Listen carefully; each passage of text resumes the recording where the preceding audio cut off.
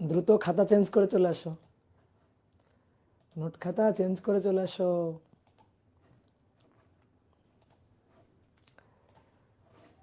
তোমাদের এক ভাইয়ের পরিবর্তে অন্য ভাই ঢুকে পড়ছে।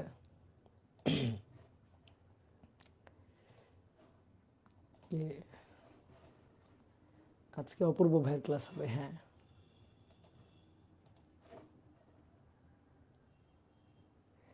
কে আপনি ভাই? চিনলাম না, চিনো নাই আমাকে? High high.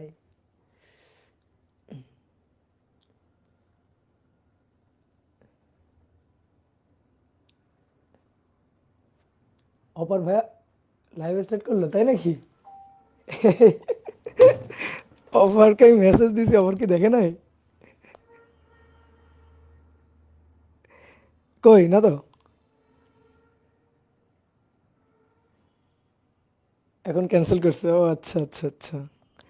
অপার, আচ্ছা অপার এই যে মাত্র সিন করলো। আচ্ছা আচ্ছা আচ্ছা, বলো।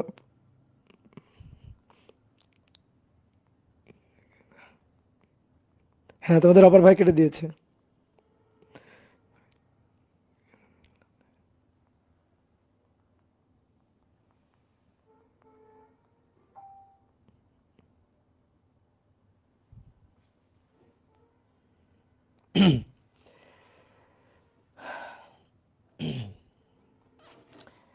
হ্যাঁ, তোমাদের অপার ভাইয়া কেটে দিয়েছে, লাইভে ঢুকে গেছিল, কেটে দিয়েছে পরে।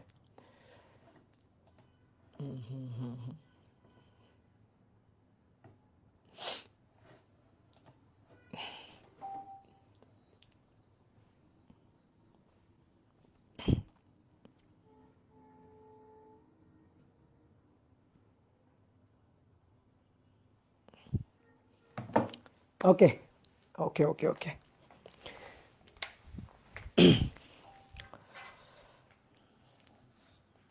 তোমাদের সাথে অনেক দিন পর দেখা হয়ে গেল আবার। সেই কবে তোমাদের পড়াইছি না, তারপর আবার অনেক অনেক দিন পর দেখা হয়ে গেল। তো সবাই ভালো আছো বলো? সবাই ভালো আছো? হ্যাঁ, অনেক দিন পর, তাই না? তো আশা করি সবাই ভালো আছো, সবাই সুস্থ আছো, এবং সবাই টুকটাক পড়াশোনার মধ্যেই আছো। তো আমরা নিউটনের বলবিদ্যা অধ্যায়ের আজকে হচ্ছে 15তম ক্লাস করব। এই মাত্র 15তম ক্লাস আজকে, ঠিক আছে? তো চলো আজকে আমরা শুরু করব কি, আজকে আমরা শুরু করব হচ্ছে বৃত্তাকার গতিতে ত্বরণ। তো গত ক্লাসে আমরা বৃত্তাকার গতিতে কি ত্বরণ পড়ি নাই? পড়ছি। বাট বৃত্তাকার গতির ত্বরণের একটা আলাদা জগৎ আছে। কোন একটা বস্তু যদি বৃত্তাকার পথে ঘুরতে থাকে তাহলে তার ত্বরণের একটা আলাদা জগৎ আছে। আজকে সেই ত্বরণ রিলেটেড যত ধরনের কথাবার্তা হইতে পারে, যত ধরনের যা আলোচনার টপিক আছে, সবই আমরা আজকের ক্লাসে আলোচনা করব। ঠিক আছে? তাহলে চলো আমরা শুরু করে দিই। না ভাই, আজকে problem solving class, problem solving class আমি নিব, কোনো সমস্যা নেই। আজকে মূল ক্লাস, আজকে মূল ক্লাস, তোমরা একেবারে লেকচার খাতা নিয়ে চলে আসো। ঠিক আছে? আজকে মূল ক্লাস। তো দেখো, আমরা গত ক্লাসে বৃত্তাকার গতি সম্পর্কে একটু জানছিলাম। তো বৃত্তাকার গতির ক্ষেত্রে ত্বরণ, আমরা বৃত্তাকার গতির ক্ষেত্রে একটু ত্বরণ সম্পর্কে পড়াশোনা করব।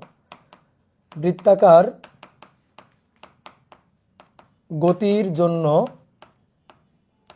বৃত্তাকার গতির জন্য ত্বরণ। তো একটা ছোট্ট কোশ্চেন করি তোমাদের, এটা 2 মার্কের প্রশ্নেও আসে। কোনো বস্তু যদি সরল রৈখিক পথে, সরল রৈখিক পথে সমদ্রুতিতে চলে, তাহলে তার কোনো ত্বরণ থাকে না।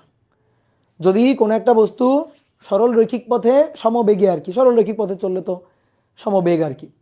তো কোনো বস্তু যদি সরল রৈখিক পথে সমবেগে বা সমদ্রুতিতে চলে তাহলে তার ত্বরণ থাকে না। কিন্তু যখন বৃত্তাকার পথে সমদ্রুতিতে ঘুরবে তখন তার কিন্তু ত্বরণ থাকে। তো প্রশ্ন হচ্ছে কেন ত্বরণ থাকে? বৃত্তাকার পথে সমদ্রুতিতে চললেও ত্বরণ কেন থাকবে? তো সেইটা হচ্ছে আমাদের প্রশ্ন। তাহলে প্রশ্নটা আমরা একটু লিখিত আসলে, কোনো বস্তু, কোনো বস্তু সরল রৈখিক পথে, কোনো বস্তু সরল রৈখিক পথে সমদ্রুতিতে চললে ত্বরণ থাকে না, মানে ত্বরণ শূন্য হয়। কিন্তু বৃত্তাকার পথে, বৃত্তাকার পথে সমদ্রুতিতে চললেও ত্বরণ থাকে কেন? এটা হচ্ছে আমাদের কোশ্চেন, যে কেন ত্বরণ থাকে। তো তুমি দেখো, প্রথমে আসো সরল রৈখিক পথ। সরল রৈখিক পথ, এটা হচ্ছে সরল রৈখিক পথ। তোমার প্রথমে জানতে হবে ত্বরণ বলতে কি বুঝি আমরা। ত্বরণ হচ্ছে বেগের পরিবর্তনের হার। ত্বরণ বেগের পরিবর্তনের হার। বেগের পরিবর্তনের হার। এখন তুমি যদি কোনো ভেক্টর রাশির পরিবর্তন বলতে শুধু মানের পরিবর্তন বোঝো, তাহলে কিন্তু হবে না। ভেক্টর রাশির পরিবর্তন বলতে ভেক্টর রাশির দুইটা প্রপার্টিজ, মান এবং তার ডিরেকশন। তাহলে ভেক্টর রাশির মান আছে এবং দিক আছে। তা আমি যদি ভেক্টর রাশির ক্ষেত্রে পরিবর্তন বুঝাই, পরিবর্তন বলি, তাহলে ভেক্টর রাশির ক্ষেত্রে দুই ধরনের পরিবর্তন, মানের পরিবর্তন এবং তার দিকের পরিবর্তন। দিকের পরিবর্তন হইলেও কিন্তু সেখানে পরিবর্তন ঘটে। তো মূল কথাটাই হচ্ছে এটা, এই যে আলোচনা করতে যাচ্ছি তার মূল টু দ্য পয়েন্ট হচ্ছে এটা, মূল কিওয়ার্ডটাই হচ্ছে এটা, যে বেগ হচ্ছে ভেক্টর রাশি। যদি সরল রৈখিক পথে চলে তাহলে তো তার মানের পরিবর্তন, সরল রৈখিক পথে সমদ্রুতিতে যদি চলে, মানের পরিবর্তন তো হয়ই না, ইভেন তার দিকের কোনো পরিবর্তন হয় না। এই কারণে বেগের যে পরিবর্তন, বেগের যে ভেক্টর পরিবর্তন, তার যে ম্যাগনিটিউড সেইটা হয় শূন্য। কিন্তু যদি বস্তু সমদ্রুতিতে বৃত্তাকার পথে চলে তাহলে তার মানের পরিবর্তন ধরা হচ্ছে না, বাট প্রত্যেকটা পয়েন্টে পয়েন্টে পয়েন্টে পয়েন্টে তার কিন্তু দিকের পরিবর্তন হচ্ছে। এই দিকের পরিবর্তনের কারণে তার কিন্তু একটা বেগের পরিবর্তনের একটা ম্যাগনিটিউড থাকবে। তো তখন ওই ম্যাগনিটিউডের জন্য, ওই যে দিকের পরিবর্তনের জন্য তার কিন্তু ত্বরণ থাকবে। তো এই হচ্ছে মূল কথা।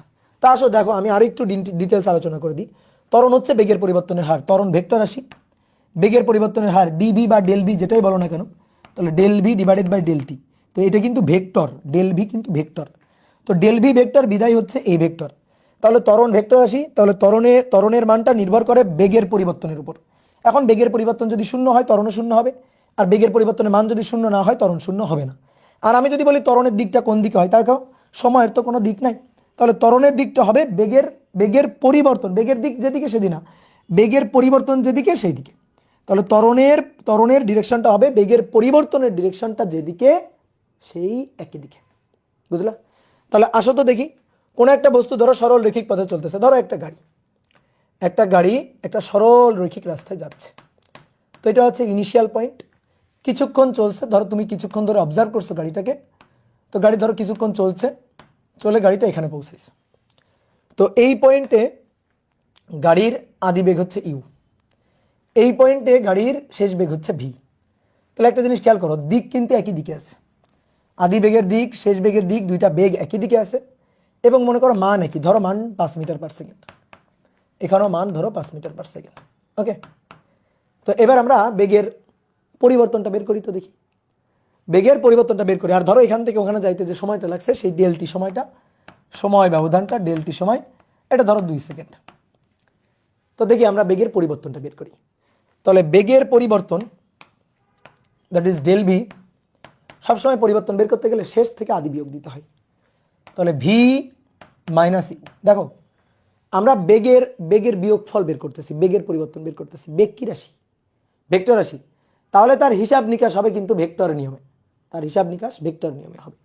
তাহলে ডেল ভি এটা সমান সমান শেষ বেগ ভি আদি বেগ ইউ, এদের কিন্তু ভেক্টর বিয়োগফল। এবার তোমাকে আমি ভেক্টর অধ্যায়ে ভেক্টরের বিয়োগ শিখাইছিলাম না, বলো তো? ভেক্টরের অধ্যায়ে তোমাকে আমি ভেক্টরের বিয়োগ শিখাইছিলাম না? শিখাইছিলাম। কি করতে হয় ভেক্টরের বিয়োগ করার সময়? কি করতে হয় ভেক্টরের বিয়োগ করার সময়? আমরা লব্ধি করব। কেমনে? একটু চালাকি করে। কি চালাকি?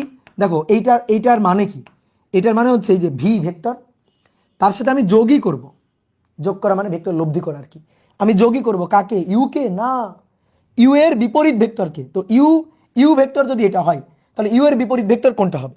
ইউ এর বিপরীত ভেক্টরটা কোনটা হবে? এটা যদি ইউ ভেক্টর বলি তাহলে ইউ এর বিপরীত ভেক্টর, এটা ধরো ইউ ভেক্টর, তাহলে ইউ এর বিপরীত ভেক্টর কোনটা হবে? তো ইউ এর বিপরীত ভেক্টরটা হবে তার সামনে একটা মাইনাস লেগে যাবে। তার মানে দিকটা যেদিকে ছিল মান একই থাকবে, বাট দিকটা যেদিকে ছিল তার উল্টা দিকে হবে, অর্থাৎ মাইনাস ইউ ভেক্টরটা হবে এই দিকে। এই যে এটা হচ্ছে 5 মিটার পার সেকেন্ড, অর্থাৎ দিকটা জাস্ট ঘুরে যাবে। মান একই থাকবে কিন্তু দিকটা জাস্ট ঘুরে যাবে। এটা হচ্ছে মাইনাস ইউ ভেক্টর, অর্থাৎ ইউ ভেক্টরের বিপরীত ভেক্টর, মান একই রেখে দিকটা ঘুরাই দিবা। তাহলে আমি শেষ বেগ ভি ভেক্টরের সাথে আদি বেগ ইউ ভেক্টরের বিপরীত ভেক্টরের যোগ করব। বিপরীত ভেক্টর মাইনাস বিপরীত ভেক্টরের যোগ করব মানে লব্ধি করব। তাহলে এইটার সাথে এইটার লব্ধি করব না, এইটার সাথে ইউ এর লব্ধি করব না, ইউ এর সাথে ভি এর সাথে ইউ এর বিপরীত ভেক্টরের লব্ধি করব। তাহলে আগে ইউ কে উল্টাবো, তারপরে ভি এর সাথে লব্ধি করব। ঠিক আছে, উল্টাবো, উল্টানোর পরে লব্ধি করব। তো দেখি তো, আসো উল্টাই, উল্টানোর পরে লব্ধি করি। বাংলা তর্জমা হচ্ছে ভি এর সাথে ইউ এর বিপরীত ভেক্টরের লব্ধি। তাহলে আসো আমরা ভি কে রাখবো, এই যে ভি কে রাখলাম, এটা হচ্ছে ভি, এটা হচ্ছে ভি ভেক্টর, মান কত 5 মিটার পার সেকেন্ড। এটা ইউ ভেক্টর, তাকে উল্টাবো, উল্টালাম, ইউ ভেক্টরটাকে উল্টালাম।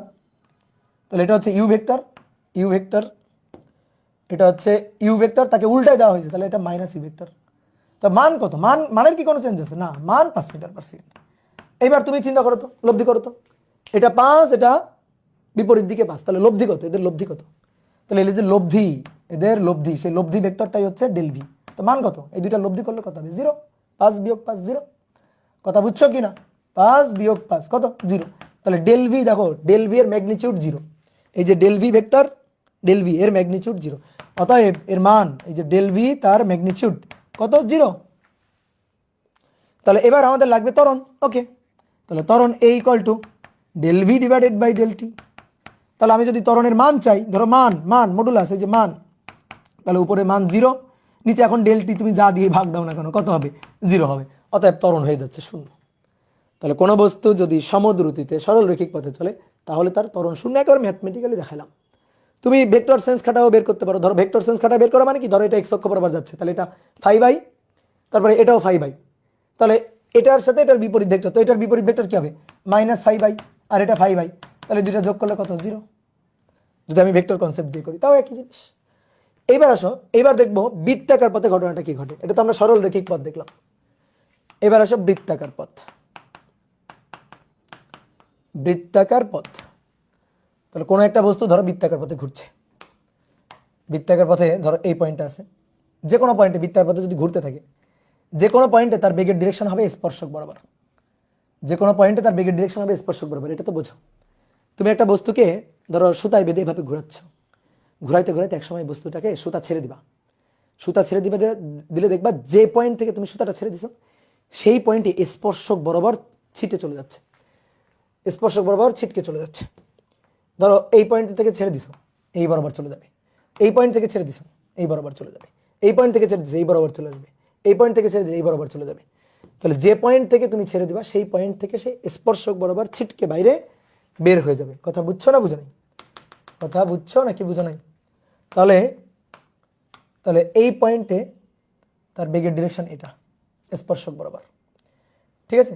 এই পয়েন্টে ধরো এই পয়েন্ট, তার বেগের ডিরেকশন এটা স্পর্শক বরাবর, এই পয়েন্টে এটা, এই পয়েন্টে, প্রত্যেকটা পয়েন্টে তার বেগের ডিরেকশন, এই পয়েন্টে তার বেগের ডিরেকশন এটা, এই পয়েন্টে তার বেগের ডিরেকশন এটা, যে প্রত্যেকটা পয়েন্টে তার বেগের ডিরেকশন স্পর্শক বরাবর থাকবে।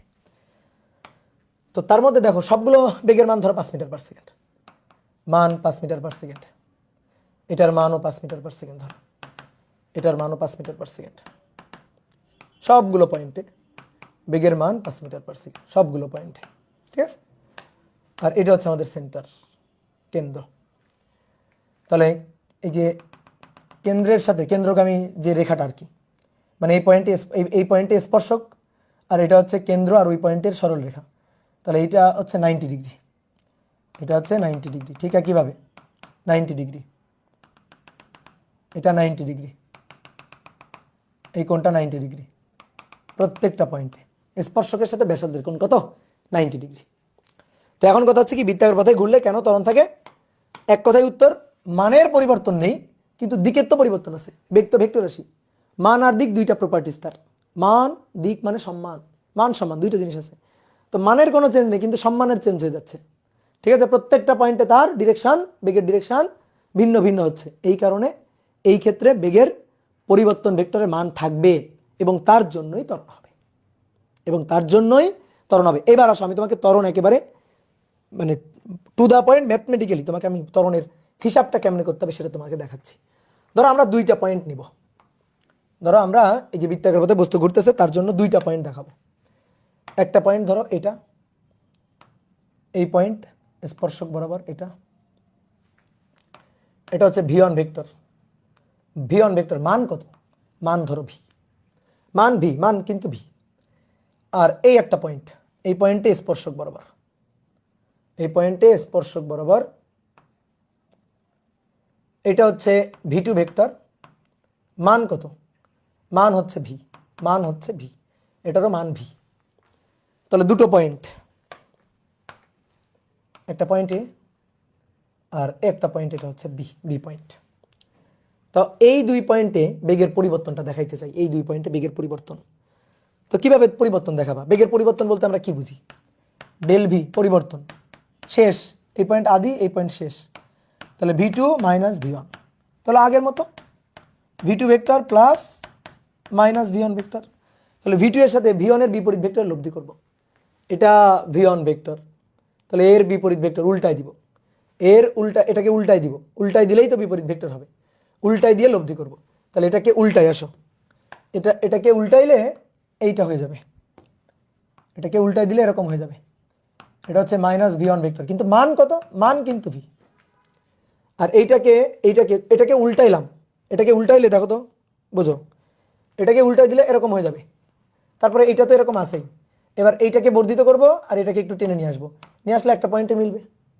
তো সেই কাজ করবে এবার, ঠিক আছে? কারণ লব্ধি করতে হবে, লব্ধি করতে গেলে তো পা এক জায়গায় আনতে হবে। তাহলে ভি2কে উপরে উঠাই দিব, উপরে উঠাই দিয়ে, বা ধরো এইটা হচ্ছে ভি2, ধরো এইটা হচ্ছে ভি2, এটাকে আমি তুলে নিয়ে যাচ্ছি, এই যে আমি ভি2টাকে তুলে নিয়ে যাচ্ছি, এই যে ভি2টাকে এখানে তুলে নিয়ে গেলাম, দেখলাম? তাহলে এই ভি2 এর মানও কত?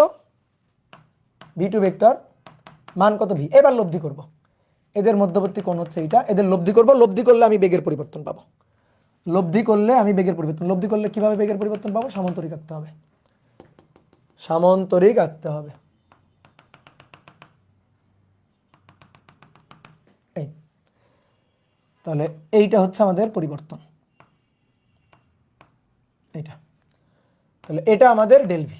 ওকে, তাহলে এইবার তুমি দেখো তো, এই যে বাহুর দৈর্ঘ্যটা, এটাই ডেল ভি এর মান না? কোনো একটা ভেক্টরের মান প্রকাশ করে কে? ওই ভেক্টরটাকে আমরা যে বাহু দিয়ে প্রকাশ করব সেই বাহুর দৈর্ঘ্য, তাই না? বলো, সেই বাহুর দৈর্ঘ্য বলো।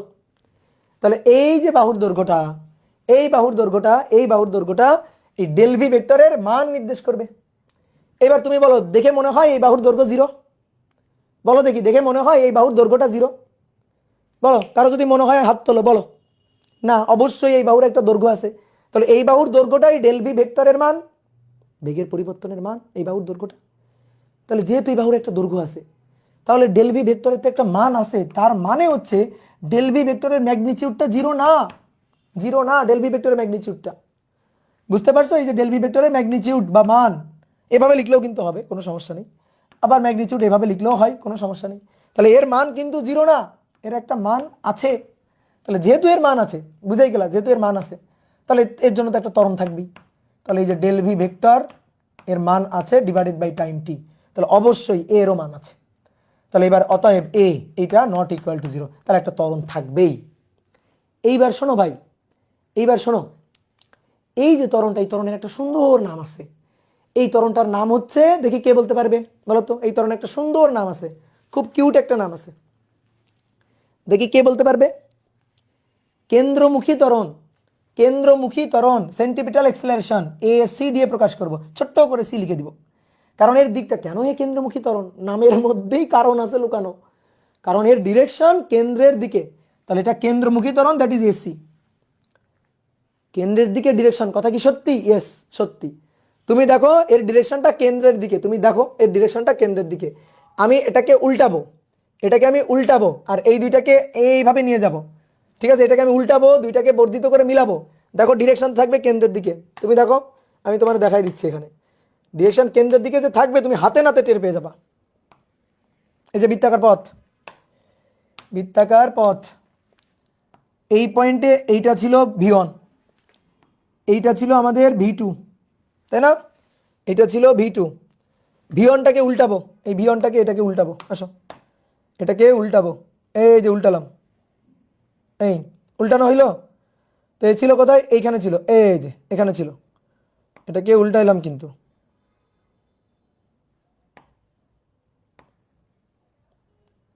এই যে উল্টালাম, এখানে ছিল। ক্লিয়ার? এইবার দেখো এই দুইটাকে টেনে মিলাও, এই দুইটাকে টেনে মিলাও, dot dot dot dot dot dot, আর এইটাও তাই, dot dot dot dot dot dot. এই দেখো মিলছে কোন পয়েন্টে, এই পয়েন্টে মিলছে। তাহলে লব্ধি, লব্ধি হবে এদের দিয়ে গঠিত সামান্তরিক, এদের দিয়ে গঠিত সামান্তরিকের কর্ণ হবে লব্ধি। দেখো এদের দিয়ে যে সামান্তরিক আঁকবো সেই সামান্তরিকের কর্ণ হবে লব্ধি। তো এই না সামান্তরিক, বলো এই না সামান্তরিক, তাহলে এই হচ্ছে কর্ণ, এই যে কর্ণ, এই কর্ণ হবে এদের লব্ধি। তাহলে এই কর্ণটা ডেল ভি ভেক্টর, তাই না? এই দেখো এইটা ছিল কেন্দ্র। তাহলে ডেল ভি ভেক্টর কার দিকে?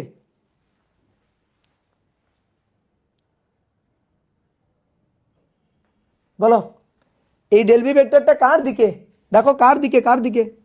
ইয়েস, কেন্দ্রের দিকে। তাহলে এই ডেল ভি এর জন্য যে ত্বরণের জন্ম, এ দেখো ডেল ভি এর জন্য, ডেল ভি ভেক্টর যেদিকে এর জন্য যে ত্বরণের জন্ম, সেই ত্বরণও থাকবে ওই একই দিকে, সেই ত্বরণটাও থাকবে একই দিকে। তাহলে এই যে ত্বরণ থাকবে এই দিক বরাবর, এই ত্বরণের নাম কি? কেন্দ্রমুখী ত্বরণ। বুঝতে পারছো? দেখো একেবারে হাতে নাতে কেন্দ্রের দিকে হবে না, মানে দেখো কেন্দ্রের দিকে আছে। ঠিক আছে, কেউ তোমার এরকম সুন্দর করে দেখাই দিবে না কিন্তু যে কেন্দ্রমুখী ত্বরণ এই দেখো কেন্দ্রের দিকে, আমি তোমার দেখাই দিলাম, একেবারে আত্মায় গেঁথে রাখো। এবার আসো, এইটা কিন্তু আমরা কিন্তু আরেকটা ভাবে বের করতে পারতাম। আরেকটা ভাবে কিভাবে? আরেকটা ভাবে কেন্দ্রমুখী ত্বরণটা আমরা কিভাবে দেখাইতে পারতাম? ধরো এইটাকে আমরা একটু এটাকে বর্ধিত করে এদিকে নিয়ে যাব, আর এটাকে সামনে নিয়ে যাব। তাহলে এটা হচ্ছে, মানে এদের দিয়ে একটা ত্রিভুজ আঁকবো আর কি। এটা হচ্ছে v one vector, that is v. V two ভেক্টরটা এই যে এটাকে বর্ধিত করে ওইদিকে নিয়ে যাই, ওইদিকে নিয়ে গেলে দেখো তো এরকম হবে না? বর্ধিত করে নিয়ে গেলে এরকম হবে কিনা দেখো তো, এই যেটা, এই এটা হচ্ছে v two vector, that is মান ভি। এবার কথা হচ্ছে কি, উল্টানো পাল্টানোরও দরকার নেই, তুমি এখান থেকেই তুমি ডেল ভি বের করতে পারবা। একটা কাজ করো, দেখো এই দুইটা কৌণিক বিন্দু যোগ করে দাও, এর যে শীর্ষবিন্দু আর এর যে শীর্ষবিন্দু, এই দুইটা শীর্ষবিন্দু যোগ করে দাও। এই যে শীর্ষবিন্দুটা, এই শীর্ষবিন্দুটাই হচ্ছে ভি টু, এই যে সরল রেখাটা, এই দুইটা শীর্ষবিন্দুর যে সংযোগকারী রেখাটা, এটাই হচ্ছে ডেল ভি ভেক্টরের মান নির্দেশ করবে। কেমনে? তুমি দেখো এইটার আমরা যদি ডেল ভি ধরি, এর ডিরেকশনটা এদিকে দিয়ে যদি এটাকে ডেল ভি ধরি, দেখো তো এইটা v two minus v one নির্দেশ করে কিনা। দেখো এটা v two minus v one নির্দেশ করে কিনা। এই ত্রিভুজে ভেক্টর যোগের ত্রিভুজ বিধি খাটাও তো, ভেক্টর যোগের ত্রিভুজ বিধি খাটাও। তাহলে v one vector plus del v vector, দেখো v one vector plus del v vector, v one del v, v one del v, বলো কি হবে? ভি ওয়ান ডেল ভি সমান সমান v two, v two vector, vector যোগে ত্রিভুজ বিধি, তাই না? অতএব অতএব ডেল ভি ভেক্টর এটা v two vector minus v one vector. দেখো মিলে গেছে, দেখো দেখো দেখো দেখো মিলে গেছে, দেখছো মিলছে? এই যে দেখো মিলছে কিনা। তাহলে দেখো এইটা ডেল ভি ভেক্টর না, দেখো তো এর উঠাই আনি, দেখো কেন্দ্রের দিকে হয় কিনা, এর এখান থেকে উঠাই আনি, দেখো এ কেন্দ্রের দিকে হয় কিনা। ধরলাম একে, এই দেখো নিয়ে যাচ্ছি, দেখো এখানে বসাইলে দেখো, এই দেখো দেখছো কেন্দ্রের দিকে, এই যে কেন্দ্রের দিকে। তাহলে সবই ভেক্টরের লীলা খেলা। হ্যাঁ গুড, সুন্দর কমেন্ট করছো, সবই ভেক্টরের লীলা খেলা। হ্যাঁ অপূর্ব দাদা মানে ভেক্টর দাদা, হ্যাঁ ওকে। তাহলে কেন্দ্রমুখী ত্বরণ বুঝলাম। এবার কথা হচ্ছে কি, বৃত্তাকার পথে ঘুরলে কেন ত্বরণ থাকে, বৃত্তাকার পথে সমদ্রুতিতে ঘুরলে কেন ত্বরণ থাকে? কারণ দিকের পরিবর্তনের কারণে ডেল ভি ভেক্টরের মান থাকে, আর ডেল ভি ভেক্টরের মান থাকা মানেই ত্বরণ থাকা। এবার ত্বরণ যে থাকে সেটা বুঝে গেছি, ত্বরণ যে থাকে সেটা বুঝে গেছি। এবার এই ত্বরণটা বের করব কিভাবে, এই ত্বরণটা বের করব কিভাবে, হিসাব করব কিভাবে ত্বরণের হিসাবটা? তাহলে চলো সুন্দর করে একটা হেডিং দিয়ে লিখে ফেলি, কেন্দ্রমুখী ত্বরণের রাশিমালা। কেন্দ্রমুখী ত্বরণের রাশিমালা, কেন্দ্রমুখী ত্বরণের রাশিমালা।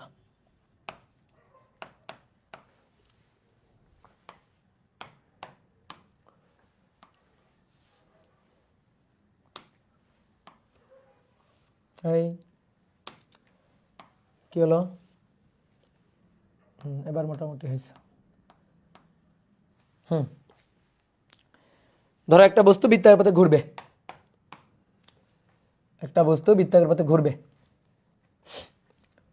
এই পয়েন্টে আছে বস্তুটা, এই পয়েন্টে তার স্পর্শক বরাবর বেগ, এই পয়েন্টে তার স্পর্শক বরাবর বেগ হচ্ছে ভি, এই পয়েন্টে, এটা হচ্ছে সেন্টার ও, এটা এ বিন্দু। এবার বস্তুটা এ থেকে বিতে গেল, বৃত্তার পথে একই একই মান নিয়ে ঘুরে, একই মান, মানে কোনো চেঞ্জ হয়নি, একই মান নিয়ে ঘুরে এ থেকে বস্তু বিতে গেল।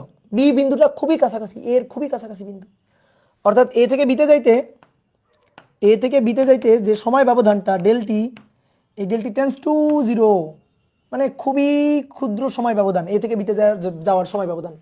তো সেই বি বিন্দুটা এটা এ, আর ধরো এই বিন্দুটা বি, এই বিন্দুটা হচ্ছে বি। ধরো এ থেকে বিতে চলে আসলো বস্তুটা, এ থেকে বস্তুটা বিতে চলে আসলো, এই যে বিতে তার বেগ, বিতে থাকবে স্পর্শক বরাবর, বিতে তার বেগ থাকবে এই বরাবর স্পর্শক বরাবর, এ থেকে বিতে আসছে। ওকে, এ থেকে বিতে আসছে। এবার একটা জিনিস খেয়াল করো, এ থেকে ঘুরে বিতে আসছে, তাহলে বিতে আসলে ও আর বি সংযোগ করলে এটা হচ্ছে এই বৃত্তপথের ব্যাসার্ধ, আবার ও আর এ সংযোগ করলে এইটা হচ্ছে তার বৃত্তপথের ব্যাসার্ধ, এটা হচ্ছে বৃত্তপথের ব্যাসার্ধ। কি তাই কিনা বলো, তাই কিনা? হ্যাঁ।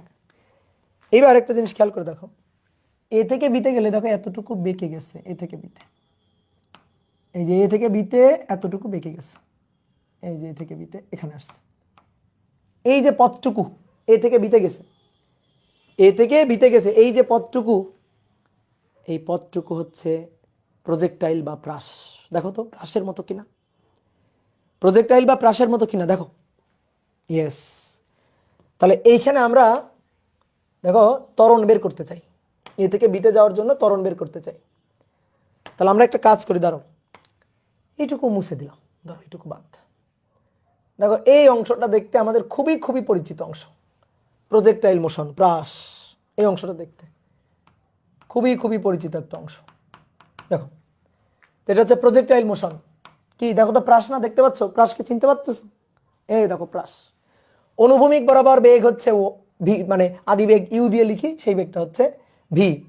এ থেকে বস্তুটা ঘুরে বিতে এসে পড়ছে, তাহলে উলম্বভাবে এতটুকু দূরত্ব অতিক্রম করছে, এটাকে নাম দিলাম ডি, এই বিন্দুটার নাম দিলাম ডি। তাহলে উলম্ব অতিক্রান্ত দূরত্ব এডি আর অনুভূমিক অতিক্রান্ত দূরত্ব বিডি, বলো হয় কিনা? উলম্ব অতিক্রান্ত দূরত্ব এডি আর অনুভূমিকভাবে অতিক্রান্ত দূরত্ব বিডি। দাদা প্রাস পড়ি নাই, প্রাস পড়ি নাই, প্রাস না পড়লে তো হবে না, একটু পড়া লাগবে। তো তারপরেও সমস্যা নাই, আমি তোমাকে বলে দিচ্ছি, দেখো একটু জ্ঞান লাগাও তাহলে হয়ে যাবে। এ থেকে বস্তু বিতে আসলে উলম্ব অতিক্রান্ত দূরত্ব এডি আর অনুভূমিক অতিক্রান্ত দূরত্ব হচ্ছে বিডি। তাহলে আমরা দেখো অনুভূমিক অতিক্রান্ত দূরত্ব বিডি, যেটাকে আমরা প্রাসে বলতাম এক্স, প্রাসের ক্ষেত্রে যেটাকে আমরা বলতাম এক্স, এই এক্স ইকুয়াল টু সূত্র ছিল, দেখো তুমি খেয়াল করে দেখো, এর এর এই যে বেগটা, আদি বেগটা, সেই আদি বেগটা পুরাটাই এক্স অক্ষ বরাবর, এটা যদি বলি এক্স অক্ষ, পুরাটাই এক্স অক্ষ বরাবর। তাহলে এই বেগের আদি বেগের দুইটা উপাংশ করলে এক্স অক্ষ বরাবর যে উপাংশটা সেটা হচ্ছে ভি কস 0, মানে এই বেগটা তো পুরাটাই এক্স অক্ষ বরাবর, তাহলে আদি বেগ পুরাটাই এক্স অক্ষ বরাবর, ওই যে আমরা প্রাসের ক্ষেত্রে লিখতাম ইউ কস 0 আর কি। তো এই বরাবর কোনো ত্বরণ নেই, এই বরাবর কোনো ত্বরণ নেই। তাহলে বিডি এর যে সূত্রটা ছিল, বিডি এই যে সূত্রটা ছিল সেটা হচ্ছে সমবেগের সূত্র, V into T, B into T. এ থেকে বিতে যাইতে যে সময় লাগছে সেই সময়টা ডেল টি বা টি, এই যে ডেল টি বা টি, এই সময়টা হচ্ছে টি। বলো এইটুকু সবাই বুঝছো কিনা, বলো এইটুকু সবাই বুঝছো কিনা? প্রাসের ক্ষেত্রে অনুভূমিকভাবে নিক্ষিপ্ত প্রাসের ক্ষেত্রে এক্স ইকুয়াল টু ইউটি, জানো কিনা? ইউটি এর জায়গায় বিটি। Yes, okay good. ইউটি এর জায়গায় বিটি, জাস্ট আমি সূত্র ধার করে নিয়ে আসতেছি। আর উলম্ব অতিক্রান্ত দূরত্ব এডি, দেখো এর কোনো বেগ উলম্ব বরাবর নাই, এর কোনো বেগ উলম্ব বরাবর নাই। এই কারণে নর্মালি আমরা কোন সূত্রটা খাটাচ্ছি জানো? S equal to u t plus half a t square, এই সূত্রটা খাটাচ্ছি, এই সূত্রটা খাটাচ্ছি, হাফ এটি স্কয়ার, এস এর জায়গায় এডি। এবার আসো, এই যে আদিবেগ এক্স অক্ষ বরাবর, ওয়াই অক্ষ বরাবর কোনো আদিবেগ নাই, তাহলে ওয়াই অক্ষ বরাবর আদিবেগ মান কত? 0, তাহলে এটা 0, তাহলে হাফ এ টি স্কয়ার, শেষ। আর এর জায়গায় আমরা প্রাসের ক্ষেত্রে বসাইতাম জি, এর ক্ষেত্রে আমরা প্রাসের জায়গায় বসাইতাম জি। তো এই ক্ষেত্রে তাহলে জি বসাবো, এই ক্ষেত্রে কি বসাবো? জি বসাবো। তাহলে এডি এইটা ইকুয়াল টু হাফ হাফ, এর জায়গায় কি জি লিখবো না, হাফ জি, দেখো হাফ জি টি স্কোয়ার, ভালো করে খেয়াল করো, জি বসাইতাম, প্রাস হইলে জি বসাইতাম। এটা প্রাসের মতো বাট প্রাস না, এটা প্রাসের মতো বাট প্রাস তো না, ঠিক আছে, এটা প্রাসের মতো বাট প্রাস না। এখানে আমি প্রজেক্টাইল মোশনের কথা বলি না, একটা বস্তুকে বৃত্তাকার পথে ঘোরাচ্ছি, ধরো এইভাবে ধরে বৃত্তাকার পথে ঘোরাচ্ছি, দড়িতে বেঁধে এইভাবে বৃত্তাকার পথে ঘোরাচ্ছি, তাহলে তুমি উপর থেকে টপ ভিউটা দেখতেছো, বৃত্তাকার পথের টপ ভিউ, এটা প্রাস না। তাহলে এ থেকে যে বিতে আসলো, বেগের যে দিকের পরিবর্তন হলো, সেই দিকের পরিবর্তন একটা ত্বরণের কারণে অবশ্যই হয়েছে। তো সেই ত্বরণটা কোন দিকে, সেই ত্বরণটা কোন দিকে তুমি চিন্তা করে দেখো তো, তুমি তুমি জি এর কথা মিলাও, প্রাসের ক্ষেত্রে জি কোন দিকে ছিল, প্রাসের ক্ষেত্রে জি থাকতো কোন দিকে, ধরো একটা বস্তুকে একটা ছাদ থেকে অনুভূমিকভাবে নিক্ষেপ করছে ইউ বেগে, এইভাবে গিয়ে পড়লো, তাহলে প্রাসের ক্ষেত্রে জি দেখো এভাবে যদি অনুভূমিকভাবে গিয়ে নিচে পড়ে, তাহলে প্রাসের ক্ষেত্রে জি এরকম নিচের দিকে থাকতো না, খাড়া নিচের দিকে, খাড়া নিচের দিকে থাকতো না, এইখানেও এরকম একটা ত্বরণ আছে দেখো খাড়া নিচের দিকে, তাহলে খাড়া নিচের দিকে যে ত্বরণটা, সেই ত্বরণটা তো খাড়া নিচের দিকে মানে কেন্দ্রের দিকে, দেখো এই পয়েন্টে কেন্দ্রের দিকে ত্বরণ, তাহলে এই পয়েন্টে কেন্দ্রের দিকে ত্বরণ, সেই কেন্দ্রের দিকে ত্বরণটা হচ্ছে এসি নট জি। তাহলে আমরা এইখানে জি বসাবো না, কি বসাবো, এ সি বসাবো, অর্থাৎ কেন্দ্রমুখী ত্বরণ। এই বেগের দিকের পরিবর্তনটা হয়েছে কেন্দ্রের দিকে, এই ত্বরণটা এসি এর জন্য, এসি এর জন্য। তাহলে এসি আসলো কোথা থেকে, এসি তো এটা তো বৃত্তাকার পথে একটা বস্তু ঘুরতেছে, একটা বস্তু বৃত্তাকার পথে ঘুরতেছে, ধরো একটা বস্তুকে দড়িতে বেঁধে আমি ঘোরাচ্ছি এভাবে, এটা প্রাস না, এটা প্রাস না, কিন্তু ধরো বস্তুটা ঘুরতে ঘুরতে এ থেকে বিতে গেছে, তুমি ভাবো না যে উলম্ব তলে ঘুরতেছে, এরকম উলম্ব তলে ঘুরতেছে, এই জিনিসটা ভাবিও না, বিভিন্ন ভাবে ঘুরতে পারে, ঘুরলেই হইল, অনুভূমিক তলে ঘুরতে পারে, উলম্ব তলে ঘুরতে পারে, বিভিন্ন তলে ঘুরতে পারে, বুঝতে পারছো, বিভিন্ন তলে ঘুরতে পারে। তাহলে বেগের পরিবর্তনের দিকে, হ্যাঁ বেগের পরিবর্তন তো কেন্দ্রের দিকেই হয়েছে, বেগের পরিবর্তন তো কেন্দ্রের দিকেই হয়েছে। এবার কথা হচ্ছে কি ভাই, দাঁড়াও দাঁড়াও আমি বুঝতে পারছি, এখন কথা হচ্ছে কি, যাদের কনফিউশন হচ্ছে যে ভাই আপনি না বললেন এখানে যখন এই পয়েন্ট আর এই পয়েন্ট নিয়ে আমরা বেগের পরিবর্তন বের করলাম তখন এই বরাবর দিলাম, কিন্তু আপনি বলতেছেন এই বরাবর। দেখো আমি বলছি এ থেকে বিতে যাইতে যে সময় ব্যবধানটা, সেই সময় ব্যবধানটা অতি ক্ষুদ্র, কিন্তু আমি এখানে চিত্রটা আঁকছি বড় করে জুম করে, আসলে চিত্রটা ছিল এরকম, আসলে যে চিত্রটা সেই চিত্রটা ছিল এরকম, এ আর বি খুবই কাছাকাছি দুইটা বিন্দু, এ আর বি খুবই কাছাকাছি দুইটা বিন্দু, এই যে এ বিন্দু হচ্ছে এইটা, এ বিন্দু ধরো এইটা, আর এই যে বি বিন্দু ধরো এইটা, এইটা হচ্ছে বি বিন্দু, খুবই কাছাকাছি দুইটা বিন্দু, এ থেকে বি, এ থেকে বি, এই যে এইটা, তাহলে এইটা ছিল কেন্দ্রগামী ব্যাসার্ধ আর কি, বি থেকেও টানলাম, এই যে দেখো এইটুকু হচ্ছে আমাদের এডি আর এইটুকু আমাদের বিডি, এই হচ্ছে আসল চিত্র, আসল চিত্র হচ্ছে এই। এবার বলো কিছু বুঝতেছে এখানে, এখানে কি আমি তোমার কিছু দেখাইতে পারতেছি, দাঁড়াও একটু জুম করি, আসো একটু জুম করি, কই আমার জুম গেল কই, কিরে একটু জুম ছিল যে, জুম জুম জুম,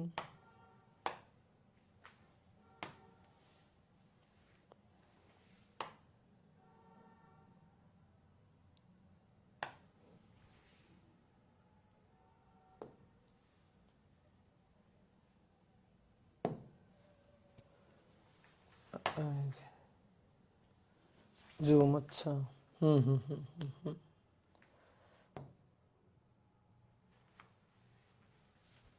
ডান। ও এই যে দেখো জুম করি, এইবার দেখো এই যে এ থেকে বি দেখছো, দেখো এ থেকে বি, এই যে কাছাকাছি দুইটা বিন্দু, দেখো জুম করছি এ থেকে বি, তো এই যে জুম করে চিত্রটা দেখাইছি, এই কারণে তোমার মনে হচ্ছে এ থেকে বি অনেক দূরে, না, এ আর বি পরস্পরের খুবই কাছাকাছি, এ আর বি পরস্পরের খুবই কাছাকাছি, তাহলে পরস্পরের খুবই কাছাকাছি থাকলে এইখানে ত্বরণের ডিরেকশনটা কোন দিকে বলো, এই যে এ এটা, বি এইটা, তাহলে ত্বরণের ডিরেকশনটা কোন দিকে, ত্বরণের ডিরেকশন এই দিক বরাবর না, দেখো এই দিক বরাবর না, এই যে এই দিক বরাবর না, তো সেটা কোন দিক বরাবর, কেন্দ্রের দিক বরাবর।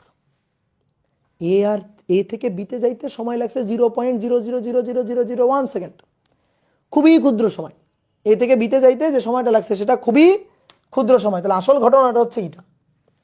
তো এই কারণে আমরা এটা নিছি, মানে তোমার মনে হতে পারে ভাই এইখানে ত্বরণ আপনি বললেন কেন্দ্রের দিকে, এইখানে ত্বরণ কেন্দ্রের দিকে, এইখানে ত্বরণ কেন্দ্রের দিকে, এইখানে ত্বরণ কেন্দ্রের দিকে, এইখানে ত্বরণ কেন্দ্রের দিকে। এত ডাইভার্সিটি হওয়ার সুযোগ নাই, এত এত ভ্যারাইটি হওয়ার সুযোগ নাই, এখানে এত পরিবর্তন হওয়ার সুযোগ নাই। মানে এ আর বি এত দূরের দুইটা বিন্দু না, এইটা এ তো এইটা বি, জাস্ট খুবই কাছাকাছি দুইটা বিন্দু, খুবই কাছাকাছি দুইটা বিন্দু। তাহলে দুইটা বিন্দু খুবই কাছাকাছি নিয়েই কিন্তু হিসাবটা হচ্ছে। ওকে, তাহলে কেন্দ্রের দিকেই ত্বরণ আসলে, তাহলে কেন্দ্রের দিকে সেই ত্বরণটা বসালাম half AC t square. Okay, এবার আসো, এইবার হচ্ছে ম্যাথমেটিক্যাল হিসাব, জাস্ট লাইন বাই লাইন হিসাব। এবার just mathematical line by line হিসাব। দেখো তো এইখানে এখানে একটা পিথাগোরাস হয়েছে না, দেখো দেখো একটা সমকোণী ত্রিভুজ। তাহলে এই সমকোণী ত্রিভুজে দেখো আমরা লিখতে পারি কিনা, ওবি স্কয়ার এটা ইকুয়াল টু বিডি আর ওডি। তাহলে BD square plus OD square, OD square. বলো লিখতে পারি কিনা, বলো। তাহলে ওবি মানে ব্যাসার্ধ আর। এবার আসো বিডি স্কয়ার থাকুক। এবার আসো ওডি কি, ওডি মানে ও এ মাইনাস এডি, ও এ মাইনাস এডি তার স্কয়ার। তাহলে আর স্কয়ার বিডি এর ওই যে মান ভিটি তার স্কয়ার প্লাস ও এ মানে আর মাইনাস এডি মানে হাফ এসি টি স্কয়ার তার হোল স্কয়ার। বলো বুঝছো, মানগুলো বসাইছি খালি, মানগুলা বসাইলাম খালি। এবার r square equal to v square t square plus a minus b whole square, r square minus 2r into 1/2 AC t to the power 4, sorry t to the power 2, sorry t to the power 2। এবার plus 1/2 AC t square তার square, তাহলে একবার লিখে দিই 1/4 1/4 a c square t to the power 4 a minus b whole square সূত্র। এবার আসো, এবার দুনিয়ায় সব কেটে যাবে, আর স্কয়ার কাটাকাটি কেবল শুরু, 2 কাটাকাটি ভ্যানিশ। এবার দেখো কাটে না কিন্তু গায়ের জোরে কাটা, কাটে না কিন্তু গায়ের জোরে কাটা, এইটা কাটা, ঠিক আছে, এটা কাটা। টি টু দি পাওয়ার 4 স্কয়ার কেন লিখছি, নাউজুবিল্লাহ, টি টু দি পাওয়ার 4 স্কয়ার কেন লিখছি, এটা তো টি to the power 4, T to the পাওয়ার কত 4, তাই না, টি স্কয়ার তার পাওয়ার 4। হ্যাঁ, এবার দেখো কাটে না কিন্তু তারপরও গায়ের জোরে এটা কেটে শূন্য, গায়ের জোরে।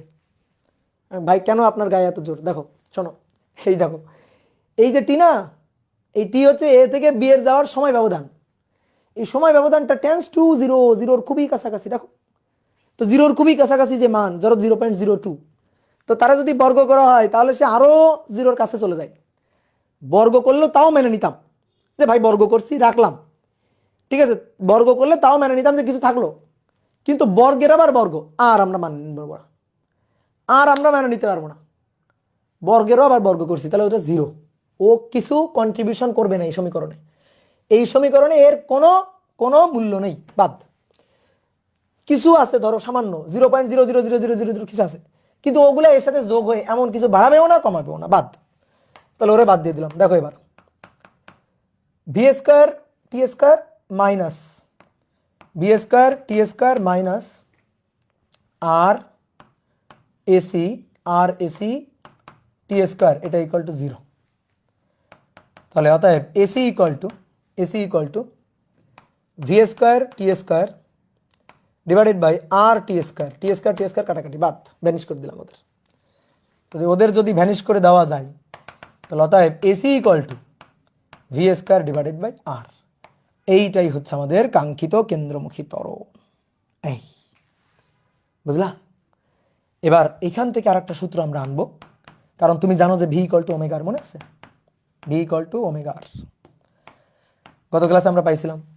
তাহলে ভি এর জায়গায় ওমেগা আর বসাও, ওমেগা আর বসাও, omega square r square divided by নিচে আর। তাহলে অতএব AC equal to omega square r. এই আর একটা সূত্র। এবার আর একটা সূত্র দেখো, AC equal to v square by r equal to কি v by omega, r equal to, তাহলে v square r equal to v by omega, v by omega. তাহলে ওমেগা উপরে চলে গেল, অতএব AC equal to v omega. এইটা আর একটা সূত্র। তাহলে মোটামুটি আমরা কেন্দ্রমুখী ত্বরণের একটা প্যাকেজ সূত্র পাইলাম, AC equal to v square by r, omega square r. এই দুইটাই সবসময় বেশি ব্যবহৃত হয়, ওইটারে কেউ চেনেও না, কিন্তু তোমরা আমার স্টুডেন্ট, তোমরা অবশ্যই চিনবা যে ভি ওমেগা। এই যে এটা হচ্ছে আমাদের কাঙ্ক্ষিত সূত্র। বুঝতে পারছো? বুঝতে পারছো? এই যে AC equal to v square by আর।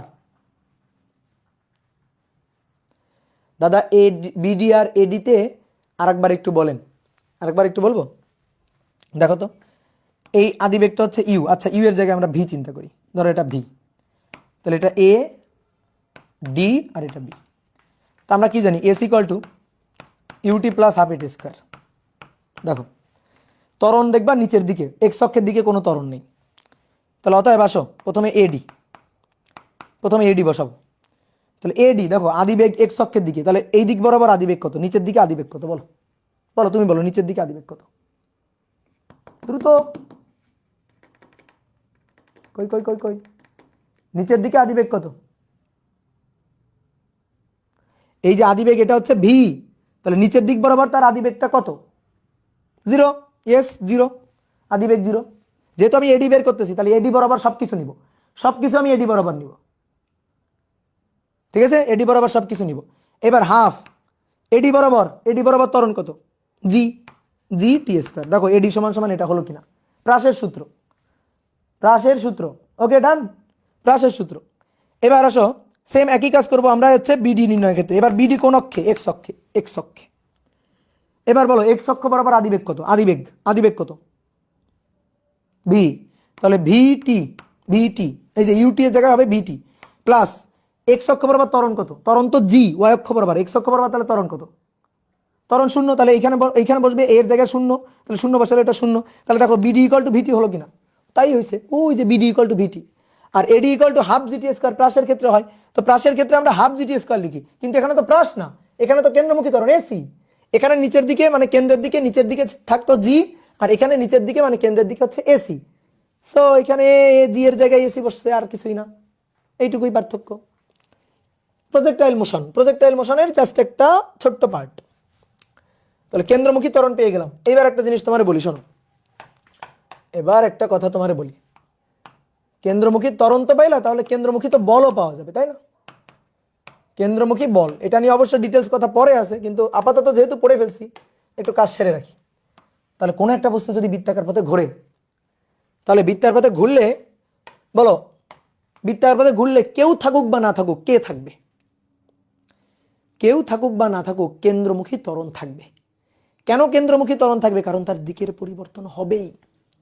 অনেকে বলতে ভাই ধরেন কেন্দ্রমুখী ত্বরণ নাই, হইতে পারে না, না পারে না, ঠিক আছে, আমি এই ধরাধরির মধ্যে নাই, এটা ধরবই না। কেন্দ্রমুখী ত্বরণ থাকবে না, বৃত্তাকার পথে ঘুরবা, এরকম আমার বাড়ির আবদার করা যাবে না। কোনো বস্তু বৃত্তাকার পথে ঘুরলে অবশ্যই তার কেন্দ্রমুখী ত্বরণ থাকবে। কেন? কারণ বৃত্তাকার পথে ঘুরলে তার দিক সেম থাকবে না, তার দিকের পরিবর্তন হবে, ক্ষণে ক্ষণে দিকের পরিবর্তন হবে, প্রত্যেকটা মুহূর্তে মুহূর্তে দিকের পরিবর্তন হবে। এই কারণে কেন্দ্রের দিকে তার একটা অবশ্যই ত্বরণ থাকবে। তো সেই ত্বরণটার নামই হচ্ছে কেন্দ্রমুখী ত্বরণ, থাকবেই। তাহলে কেন্দ্রের দিকে তার একটা ত্বরণ থাকবে, প্রত্যেকটা পয়েন্টে কেন্দ্রের দিকে, এই পয়েন্টে কেন্দ্রের দিকে, এই পয়েন্টে কেন্দ্রের দিকে, এই পয়েন্টে কেন্দ্রের দিকে, এই পয়েন্টে, প্রত্যেকটা পয়েন্টে কেন্দ্রের দিকে। তাহলে কেন্দ্রের দিকে তার একটা ত্বরণ থাকবে। ধরো এই একটা বস্তু, ভর কত? এম ভর, এম ভরের বস্তু, কেন্দ্রের দিকে তার ত্বরণ হচ্ছে এসি, কেন্দ্রের দিকে এসি ত্বরণ থাকবেই। তাহলে কেন্দ্রের দিকে এই ত্বরণ এসি, এসি থাকবেই, ঠিক আছে। আর এসি ইকুয়াল টু তুমি পাইলা v square by r, omega square r v omega, ঠিক আছে।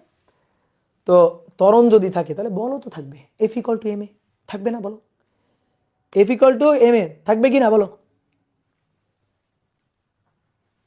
হ্যাঁ, ত্বরণ থাকলে তো বল থাকবে। কে বলছে? কমেন্টটা কে করছে? Sayeda Akhtar, very good. ত্বরণ থাকলে তো বল থাকবেই, স্বাভাবিক, তার ভর আছে। আর ত্বরণ থাকবে, তার মানে বলও থাকবে। এই যে কেন্দ্রমুখী বল পেয়ে গেলাম, সাথে সাথে কেন্দ্রমুখী বলও পেয়ে গেছি। তাহলে এই দিক বরাবর একটা বলও থাকবে, কেন্দ্রের দিকে বরাবর একটা বলও থাকবে। তাহলে সেই বলটার নাম হচ্ছে কেন্দ্রমুখী বল FC, m AC, just m AC. তাহলে এর সাথে এম গুণ করে দাও, তাহলে m v square by r, m omega square r, m v omega. এই কেন্দ্রমুখী ত্বরণ এবং কেন্দ্রমুখী বল প্যাকেজ, কেন্দ্রমুখী ত্বরণ আর কেন্দ্রমুখী বলের প্যাকেজ দিয়ে দিলাম তোমাকে। এইবার শোনো, তোমাকে একটু ফিল করাই। শোনো, একটা বস্তুকে যদি তোমার বৃত্তাকার পথে ঘুরাইতে হয় না, তাহলে ওকে বৃত্তার পথে ঘুরাইতে গেলে নর্মালি ধরো একটা বস্তু সোজা যাচ্ছে, চিন্তা করো, দেখো মজার ব্যাপারটা দেখো, খুবই মজা বাবা। একটা বস্তু সরল রৈখিক পথে এইভাবে যাচ্ছে, ধরো সরল রৈখিক পথে একটা বেগ নিয়ে ওরা যাচ্ছে এইভাবে। তো এখন তুমি চাও ও যেন বৃত্তার পথে ঘুরে, ওরা বৃত্তার পথে ঘুরাইতে হবে তোমার। তো ওরা যদি তুমি ডিস্টার্ব না করো, ওরা যদি তুমি ধাক্কা টাক্কা না দাও, তাহলে ও তো সোজা চলে যাবেই।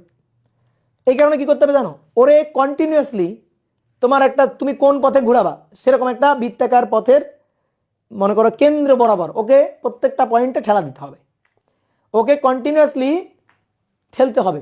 কোন দিকে ঠেলতে হবে? বৃত্তাকার পথের কেন্দ্রের দিকে ঠেলতে হবে। দেখো কেমনে ঠেলবো, ধরো এ যাচ্ছে এই বরাবর, সোজা যাচ্ছে এই বরাবর, ওকে ধরে থাপ্পড় দিবা, ঠিক আছে, এই বরাবর যাচ্ছে, লম্ব বরাবর থাপ্পড় দিবা, ধরে লম্ব বরাবর ধাক্কা দিবা, ঠেলা দিবা একটা, এই যে লম্ব বরাবর এই বেগের সাথে লম্ব বরাবর একটা ঠেলা দিবা, দিলা ঠেলা। তাহলে ঠেলা দিলে, লম্ব বরাবর ঠেলা দিলে ও সাথে সাথে এই বরাবর চলে আসবে? উত্তর হচ্ছে না, সাথে সাথে আসবে না, সাথে সাথে এই বরাবর যাবে না। কারণ কি, তার একটা গতি জড়তা ছিল এই বরাবর, এই বরাবর সে যাচ্ছিল, এখন এই বরাবর যাচ্ছিল, তুমি এই বরাবর ধাক্কা দিছো, লম্বভাবে নিচের দিকে ধাক্কা দিছো। তো তুমি যদি এই বেগের সাথে লম্বভাবে ধাক্কা দাও, তাহলে সে এইবার এই বরাবর যদি তুমি ধাক্কা দাও, এই বরাবর যদি তুমি ধাক্কা দাও, ধরো এই বরাবর ধাক্কা দিছো, এটা অন্য কালি দিয়ে দেখাই, এই বরাবর একটা ধাক্কা দিছো, তাহলে সে না যাবে এদিকে, না যাবে পুরোপুরি এদিকে, বুঝলা, না যাবে এদিকে, না যাবে পুরোপুরি এদিকে। তাহলে কি হবে?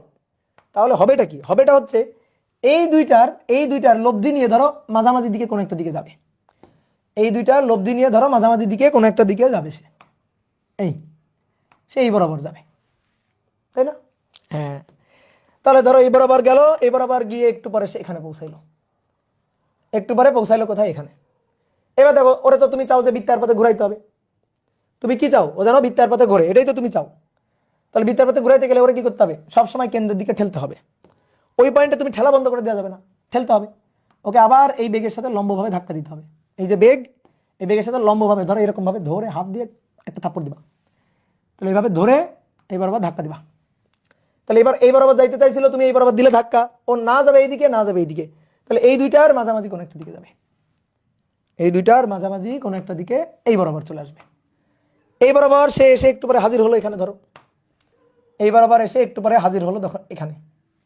এবার তোমার কি থাপ্পড় দেওয়া বন্ধ করা যাবে? না, ওরা সবসময়, মানে ও খালি মনে করো যে তোমরা অনেক সময় হয় কি, যে ধরো তোমরা বাদরামি করো না, পড়াশোনা থেকে ডাইভার্ট হয়ে যাও, তো তোমাদের এরকম মনে করো কন্টিনিউয়াসলি থাপ্পড় দিতে হবে, যে পর পড়িস না কেন, পর, এরকম ভাবে থাপ্পড় দিতে হবে। তো এরকম ও এই বরাবর চলে যাচ্ছে, ঠিক আছে, দিকভ্রষ্ট হয়ে যাচ্ছে, ওকে কি করতে হবে? দিতে হবে আবার একটা, দিলাম একটা থাপ্পড়, তাহলে আবার থাপ্পড় দিতে হবে কোন দিকে? কেন্দ্রের দিকে। এই তাহলে তখন না যাবে এইদিকে, না যাবে এইদিকে, তাহলে এই দুইটার মাঝামাঝি কোন একটা দিকে যাবে। তো মাঝামাঝি দিকে ধরো একটু পরে এখানে আসলো, তো তুমি কি থাপ্পড় দেওয়া বন্ধ করে দিছো? না, তুমি এখানে এই বরাবর থাপ্পড় দিছো আবার, তাহলে এই বরাবর আবার থাপ্পড় দিছো, তাহলে আবার থাপ্পড় দিলে সে একটু পরে এই বরাবর আসবে, এই বরাবর এখানে আসবে, থাপ্পড় দেওয়া বন্ধ করো নাই, থাপ্পড় দিয়েই যাচ্ছ কেন্দ্রের দিকে, ঠিক আছে, এই বরাবর দিয়ে যাচ্ছ থাপ্পড়, তাহলে সে একটু পর এইখানে আসবে, একটু পর এইখানে আসবে, তার একটু পর এইখানে, তার একটু পর এইখানে, তার একটু পর এইখানে, তার একটু পর এইখানে, তার একটু পর এইখানে, তার একটু পর আবার এখানে, আবার এখানে, আবার এখানে, আবার এখানে, আবার এখানে, আবার এখানে, আবার এখানে। দেখছো দেখছো দেখছো দেখছো তাহলে এরকম ভাবে কন্টিনিউয়াসলি যদি ওরে কেন্দ্রের দিকে ঠেলা হয়, একটা বল দিয়ে যদি ওরে কন্টিনিউয়াসলি কেন্দ্রের দিকে ঠেলা হয়, দেখো ও সবসময় পড়াশোনার মধ্যেই থাকবে আর কি, কখনো মনে করো বাদরামি করার সুযোগ পাবে না।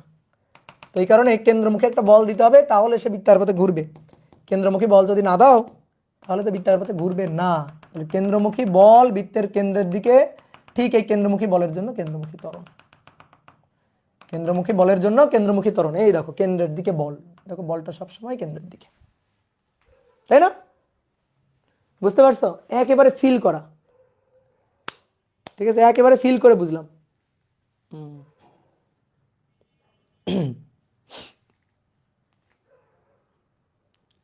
ভাইয়া ড্রয়িং এর জন্য একটা কোচিং সেন্টার খুলবো, মার দিব তোমারে। হ্যাঁ, তাহলে তোমাদের কি করতে হবে, তোমাদের মনে করো তোমরা পড়াশোনা থেকে মাঝে মাঝে দূরে সরে যাও না, এরা যেমন বৃত্তাকার পথে ঘোরানোর জন্য আমি কন্টিনিউয়াসলি থাপড়াইছি ধরা, তোমাদেরকেও এরকম কন্টিনিউয়াসলি ধরে মার দিতে হবে, বুঝলা? তাহলে একেবারে পড়াশোনার মধ্যে থাকবে, যে ওই যে তোর পড়াশোনা, এইটা হচ্ছে তোর সেন্টার, এটা হচ্ছে তোর লক্ষ্য, এই লক্ষ্য থেকে চ্যুত হইলেই তোর মায়ের হবে, বুঝলা? একেবারে বাস্তব প্র্যাকটিক্যাল লাইফের বাস্তব জিনিস এটা, যে কেন্দ্রের দিকে বল দিয়ে ধরে রাখা রাখবে। যখনই কেন্দ্রের দিকে বল দিবা না, তখন সে স্পর্শক বরাবর দৌড় দিয়ে চলে যাবে। বুঝতে পারছো? এইবার শোনো, এবার একটু বাস্তব জিনিস ফিল করো। তুমি যে কোনো বস্তু, তুমি যদি বৃত্তাকার পথে ঘুরতে থাকো, তার কিন্তু একটা কেন্দ্রমুখী বল আছে। কেন্দ্রমুখী বল ছাড়া কেউ বৃত্তাকার পথে ঘুরতে পারবে না, কেউ বৃত্তাকার পথে ঘুরতে পারবে না। ধরো আমি সুতায় বেঁধে একটা বস্তুকে ঘুরাবো, তো সুতা তো নাই, আমি চার্জার ঘুরাবো। এই যে চার্জারটা, এই চার্জারটাকে আমি এইভাবে বৃত্তাকার পথে ঘুরাচ্ছি ঘুরাচ্ছি ঘুরাচ্ছি ঘুরাচ্ছি ঘুরাচ্ছি, দেখো ঘুরাচ্ছি, বৃত্তাকার পথে ঘুরতেছে কিনা? বলো কেন্দ্রমুখী বল আছে কিনা? বলো কেন্দ্রমুখী বল ছাড়া কি আমি ঘুরাইতে পারবো? তাহলে কেন্দ্রমুখী বলটা কে দিচ্ছে বলো তো দেখি? কিভাবে ওকে কেন্দ্রের দিকে বল দেওয়া হয়েছে? কিভাবে কিভাবে কেন্দ্রের দিকে বল দেওয়া হয়েছে? হাত দিয়ে না, হাত দিয়ে তো আমি ঘুরাইছি। কিভাবে বল দিচ্ছি দেখো, ভালো করে দেখো, এইভাবে ঘুরাচ্ছি আমি, এই যে এইভাবে ঘুরাচ্ছি আমি। তো এই যে তারটা আছে, এই তারের একটা টান আছে না, সুতার টান, ইয়েস, সুতার টানই কেন্দ্রের দিকে ওকে ধরে রাখছে সবসময়, যে সুতার টানই কেন্দ্রের দিকে ধরে রাখছে। মানে এখানে যেমন ঠেলছি, এখানে যেমন ঠেলছি, তো আমি যদি না ঠেলে আমি এখানে যদি একটা দড়ি দিয়ে বেঁধে রাখতাম, দড়ি দিয়ে যদি বেঁধে রাখতাম, তাহলে দড়ি সবসময় টেনে ধরে রাখতো না কেন্দ্রের দিকে? দড়িটা সবসময় কেন্দ্রের দিকে টেনে ধরে রাখতো কিনা বলো? একটা বস্তুকে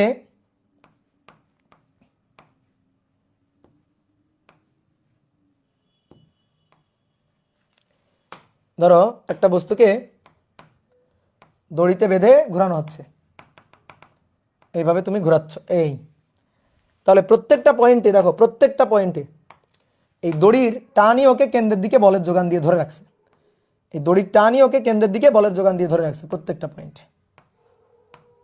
ঠিক আছে, এই যে আমরা বললাম না ঠেলতে হবে ওকে, এই ঠেলার কাজটা করতেছে এবার এই দড়ির টান। এখন অনেকগুলো বস্তু না, একটা বস্তু ঘুরতেছে, তার বিভিন্ন পজিশন আমি দেখাচ্ছি, বিভিন্ন পজিশনটা দেখাচ্ছি, বুঝলা? এইভাবে টেনে ধরে রাখা হয়েছে। ঠিক তেমনি বলো তো, পৃথিবী সূর্যের চারপাশে ঘুরতেছে, বলো ঘুরতেছে কিনা? Yes or no? Yes or no বলো? হ্যাঁ, তাহলে এই ক্ষেত্রে কেন্দ্রমুখী বলের যোগান কে দিচ্ছে? কে দিচ্ছে কেন্দ্রমুখী বলের যোগান? কে টেনে ধরে রাখছে বলো? সূর্য। হ্যাঁ, সূর্য কোন বল দিয়ে ধরে রাখছে, টেনে ধরে রাখছে কোন বল দিয়ে? মহাকর্ষ বল। যেদিন যেদিন সূর্য পৃথিবীর উপর মহাকর্ষ বল দেওয়া বন্ধ করে দিবে, যদি কোনো দিন দেয়, সেই দিন পৃথিবী তার কক্ষপথ থেকে স্পর্শক বরাবর ছিটকে বাইরে বের হয়ে যাবে, ছিটকে বাইরে বের হয়ে যাবে, ঘুরবে না, ছিটকে বাইরে বের হয়ে যাবে, ঘুরবে না। ঠিক আছে, বুঝলা? পৃথিবীর চারপাশে চাঁদ ঘুরতেছে না, কেন ঘুরতেছে? কারণ পৃথিবী আর চাঁদের মধ্যকার এই মহাকর্ষ বলই কেন্দ্রের দিকে টেনে ধরে রাখছে। এই টান বলটা যদি না থাকতো, এই মহাকর্ষ বল যদি না থাকতো, তাহলে চাঁদ পৃথিবীর চারপাশে ঘুরতো না, ঘুরতো না। তাহলে কোনো বস্তু বৃত্তার পথে ঘুরতে গেলে কেন্দ্রমুখী বলের যোগান লাগবে। তাহলে কোনো বস্তু বৃত্তার পথে ঘুরতেছে, তার মানে চোখ বন্ধ করে কিছু থাক বা না থাক, কেন্দ্রমুখী বল এবং কেন্দ্রমুখী ত্বরণ আছে, বুঝলা? তাহলে কেন্দ্রমুখী ত্বরণ নিয়ে আলোচনা হয়ে গেল, কেন্দ্রমুখী বল নিয়ে মোটামুটি আলোচনা হয়ে গেল। এইবার শোনো, বৃত্তাকার পথে ঘূর্ণনরত বস্তুর ত্বরণ, কতগুলো ত্বরণ আমরা পড়ছি জানো? অনেকগুলো। এবার এগুলোর মধ্যে খুব প্যাচ লেগে যায়। বৃত্তাকার পথে ঘূর্ণনরত বস্তুর ত্বরণ,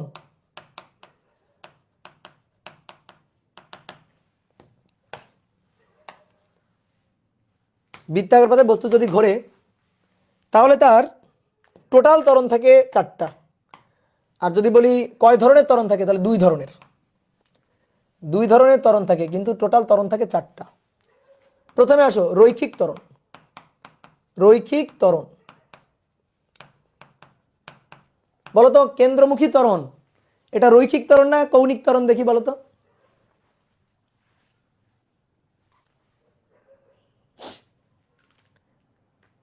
কৌণিক, কৌণিক, কৌণিক, ভুল ভুল ভুল ভুল ভুল ভুল, কৌণিক না, রৈখিক ত্বরণ।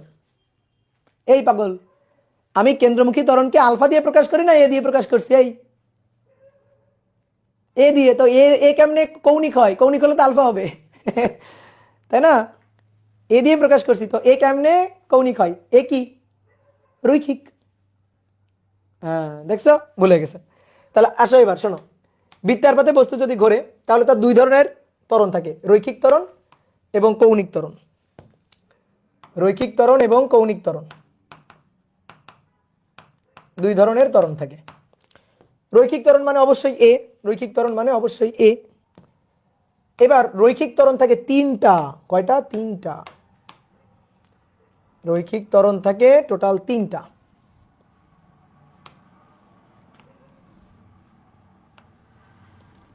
প্রথমটা আসো, প্রথমটা হচ্ছে স্পর্শী ত্বরণ। স্পর্শী ত্বরণ, এই স্পর্শী ত্বরণটা হচ্ছে এটি, যেটা আমরা গত ক্লাসে শিখছিলাম। বলো তো, শিখছিলাম না এটি? Tangential acceleration. এইবার শোনো, এর জন্ম কেন? এর কি কারণে জন্ম? এর জন্ম হচ্ছে এই এটি, এটা হচ্ছে dv divided by dt. Dv divided by dt, এই এটি হচ্ছে ডিভি ডিভাইডেড বাই ডিটি। এই ভি এর মানের পরিবর্তনের জন্য, মানের পরিবর্তনের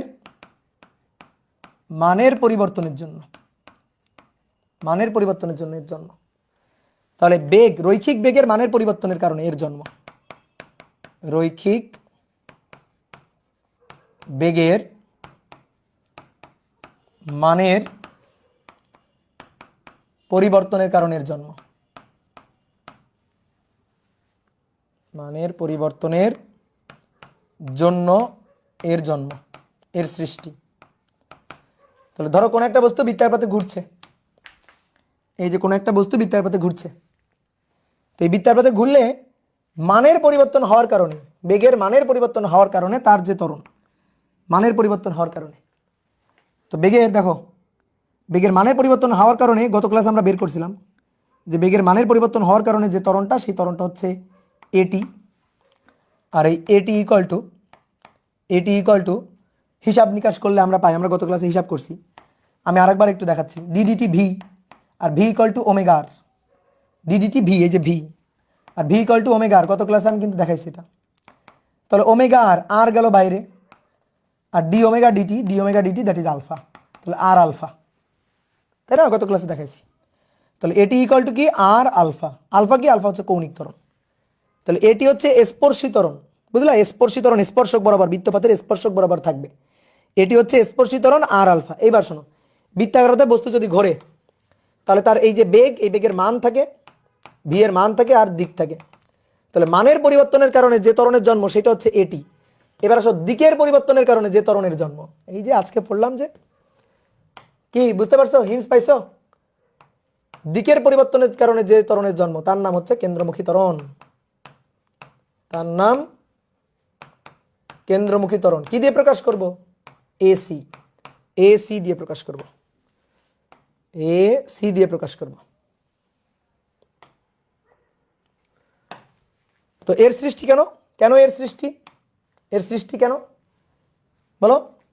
রৈখিক বেগের, ভি এর রৈখিক বেগের দিকের পরিবর্তনের জন্য এর জন্ম। দিকের পরিবর্তনের জন্য, দিকের পরিবর্তনের জন্য এর সৃষ্টি। ঠিক আছে? থাপড়ানোর জন্য, ইয়েস, থাপড়ানোর জন্য, এই তো বুঝে গেছে। তাহলে বলতো, বলো তো, এই যে বৃত্তার পথে ঘুরছে বস্তু, বৃত্তার পথে ঘুরছে, তাহলে এবার কেন্দ্রের দিকে তার এই যে ত্বরণটা এসি, কেন্দ্রের দিকে এই ত্বরণটা হচ্ছে এসি। বলো, তাহলে কেন্দ্রের দিকে থাকবে এসি। এসি ইকুয়াল টু কি হবে? ভি স্কয়ার বাই আর অথবা ওমেগা স্কয়ার আর। আমরা এই দুইটাই বেশি ব্যবহার করি আর কি। তাহলে এবার আসো লাস্ট ওয়ান। আচ্ছা তুমি বলো তো, তাহলে কেন্দ্রমুখী রৈখিক ত্বরণ কয়টা পাইলা আপাতত? বলো কয়টা পাইলা? দুইটা, একটা এটি আর একটা এসি। দুটোই তো রৈখিক ত্বরণ। এ দিয়ে প্রকাশ করছি। বলো এর একক কি? এটি এর একক কি? Metre per second square, metre per second square. ঠিক আছে, কেন্দ্র বিমুখী, বিমুখী কি আবার? বিমুখী তো তোমার কাছে আমি প্রথম শুনলাম, আমি বিমুখী চিনি না, বিমুখী জানি না। যে কেন্দ্র বিমুখী বলছো সে তাড়াতাড়ি মুখ বন্ধ করে ফেলো। কেন্দ্র বিমুখী পরে, আপাতত কেন্দ্রমুখী, যা শিখাইছি যতটুকু শিখাইছি ততটুকু। কেন্দ্র বিমুখী বলে কিছু নেই, কেন্দ্র বিমুখী পরে। তাহলে আমরা কি জানলাম? একটা জানলাম এটি আর একটা জানলাম এসি, দুটোই রৈখিক, দুটার ত্বরণের একক কি? Metre per second square. এ দিয়ে প্রকাশ করছি, হ্যাঁ এ দিয়ে প্রকাশ করছি। আচ্ছা আমি যদি তোমাকে এবার জিজ্ঞেস করি আচ্ছা তাহলে রৈখিক ত্বরণ কত, তো তুমি তো তখন কনফিউজড হয়ে যাবা, ভাই রৈখিক ত্বরণ তো দুইটা, একটা হচ্ছে এটি আর একটা হচ্ছে এসি, তো কোনটা আপনি চাচ্ছেন? আমি বলছি আমি রৈখিক ত্বরণই চাচ্ছি। তাহলে তুমি বলো তো কি করবা? বলো বলো বলো কি করবা? তাহলে এই বস্তুর একসাথে দুইটা ত্বরণ, একসাথে দুইটা ত্বরণ, দুইটা রৈখিক ত্বরণ, একটা এসি আর একটা এটি, তো দুইটাই তো রৈখিক ত্বরণ, তাহলে আমি লব্ধি বলবো।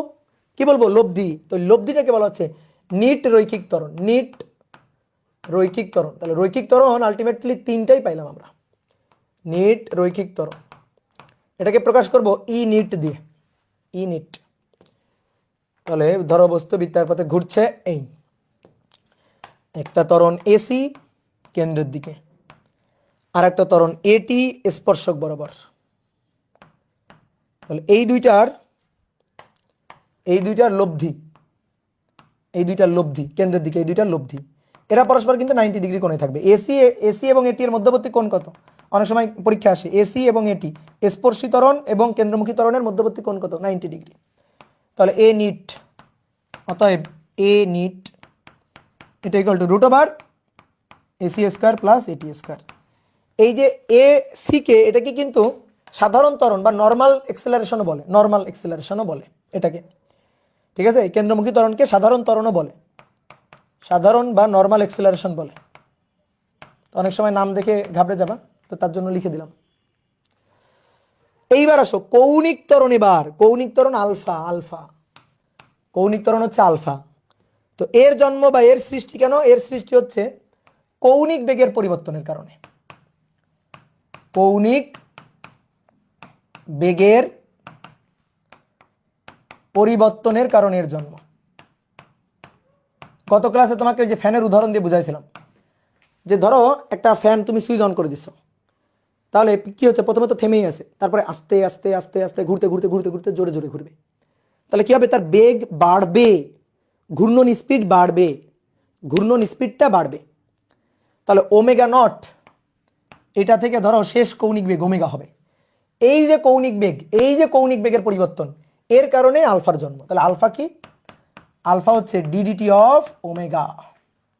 আলফার সূত্র হচ্ছে ডিডিটি অফ ওমেগা, এটা হচ্ছে আলফা। তাহলে এই হচ্ছে আমাদের চারটা ত্বরণ। তাহলে আমি একটু সামারিটা বলি। কোনো একটা বস্তু যদি বৃত্তাকার পথে ঘোরে তার চারটা ত্বরণ থাকে, তিনটা হচ্ছে রৈখিক ত্বরণ, একটা হচ্ছে কৌণিক ত্বরণ। দেখো কৌণিক গতি মানে বৃত্তাকার গতি, বৃত্তাকার গতিতে ওই সংখ্যালঘু, ঠিক আছে, নিজের বাড়িতে নিজেই পড় আর কি। কৌণিক গতি, বৃত্তাকার গতি ওই সংখ্যালঘু, আর এরা দেখো তিনটা নিয়ে বসে আছে। বুঝছো? এবার বলো তো এই কৌণিক ত্বরণের সাথে একটা রৈখিক ত্বরণের আত্মার সম্পর্ক আছে, একটা রৈখিক ত্বরণের আত্মার সম্পর্ক আছে কৌণিক ত্বরণ আলফার সাথে। সে কে?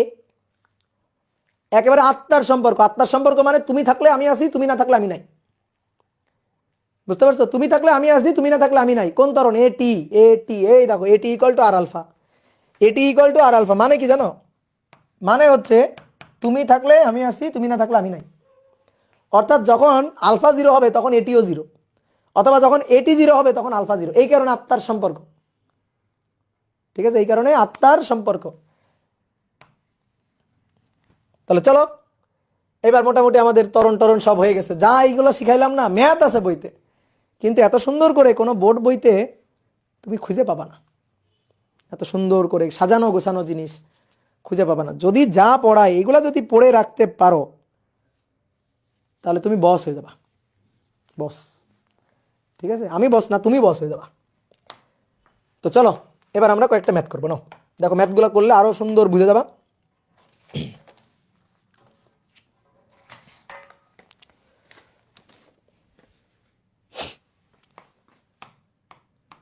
1 নম্বর, বৃত্তাকার পথে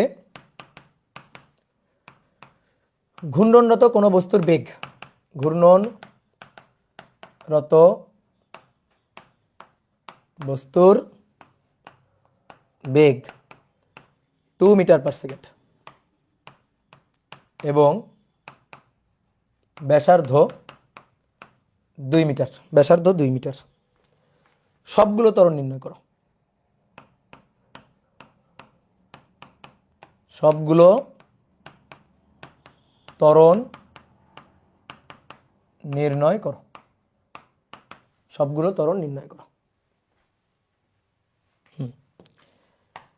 সবগুলো ত্বরণ মানে কেন্দ্রমুখী ত্বরণ, স্পর্শী ত্বরণ, নিট ত্বরণ, কৌণিক ত্বরণ, সব। তাহলে একটা বস্তু বৃত্তাকার পথে ঘুরছে, ভালো কথা। তো বৃত্তাকার পথে যে ঘুরছে তার ভি এর মানটা দেওয়া আছে। ভি হচ্ছে 2 মিটার পার সেকেন্ড। বলো এটা কি চেঞ্জ হচ্ছে? এটা কি চেঞ্জ হচ্ছে? বলো। সব সময় বেগ 2 metre per second, 2 metre per second, 2 metre per second, 2 metre per second, এইভাবে ঘুরছে। তাহলে এটি 0, এটি মানের পরিবর্তনের জন্য এর জন্ম। এটি স্পর্শী ত্বরণ, তাহলে স্পর্শী ত্বরণের মান, ট্যানজেনশিয়াল অ্যাক্সেলারেশন মান 0। বাট এসি কিন্তু আছে। এসি কি ভি স্কয়ার বাই আর। তো এটা ভি এর মান মুখে মুখে, এটা MCQ type math. V square 2 square, ব্যাসার্ধ আর 2 মিটার। ঠিক আছে, নিট ত্বরণ পাবো।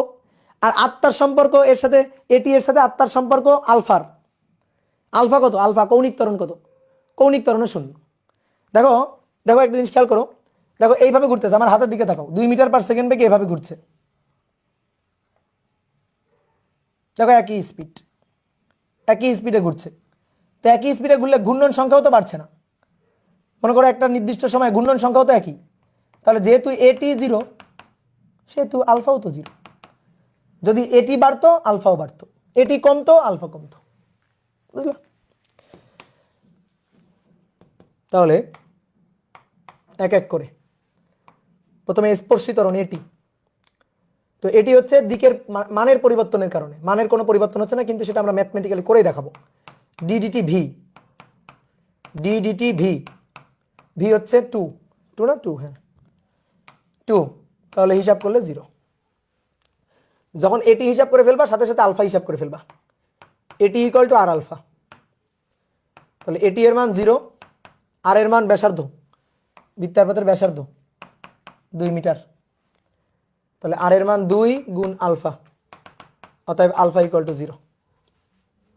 ওকে, এবার তারপরে হিসাব করবা কি? এসি, কেন্দ্রমুখী ত্বরণ, ভি স্কয়ার বাই আর। কেন্দ্রমুখী ত্বরণ চোখ বন্ধ করে থাকবে বৃত্তাকার পথে। যদি কখনো ভেসে আসে তোমার কানে, জাস্ট তুমি এটুকু শুনছো বৃত্তাকার পথে ঘুরছে, তাহলে তুমি চিৎকার করে বলবা বৃত্তাকার পথে ঘুরছে, তার মানে কেন্দ্রমুখী ত্বরণ আছে। ঠিক আছে, কেন্দ্রমুখী ত্বরণ আছে। তাহলে কেন্দ্রমুখী ত্বরণ a c v square by r, v এর মান আর এর মান, মানে ইজির একটা লিমিট থাকে। ঠিক আছে, এটা হচ্ছে ইজিরও ইজি। তাহলে 2 স্কয়ার ডিভাইডেড বাই আর এর মান 2। তো 2 metre per second, metre per second কিন্তু। তাহলে আর কোনো ত্বরণ আছে? হ্যাঁ, আর একটা ত্বরণ আছে, নিট, নিট ত্বরণ আছে। তো নিট ত্বরণ দেখো, নিট ত্বরণ হচ্ছে এই দুইটা লব্ধি। তো এ যদি 0 হয় তাহলে লব্ধিতে এরই মান হবে। ঠিক আছে,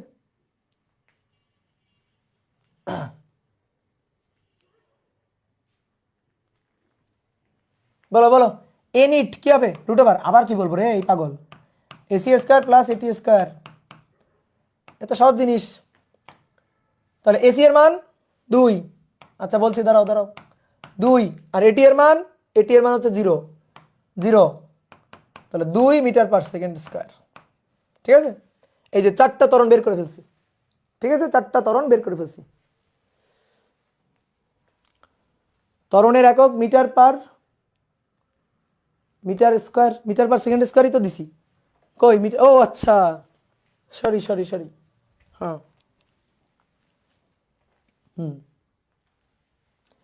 এবার আসো, দেখো যারা বুঝো নাই, তারা লাইনে আসো।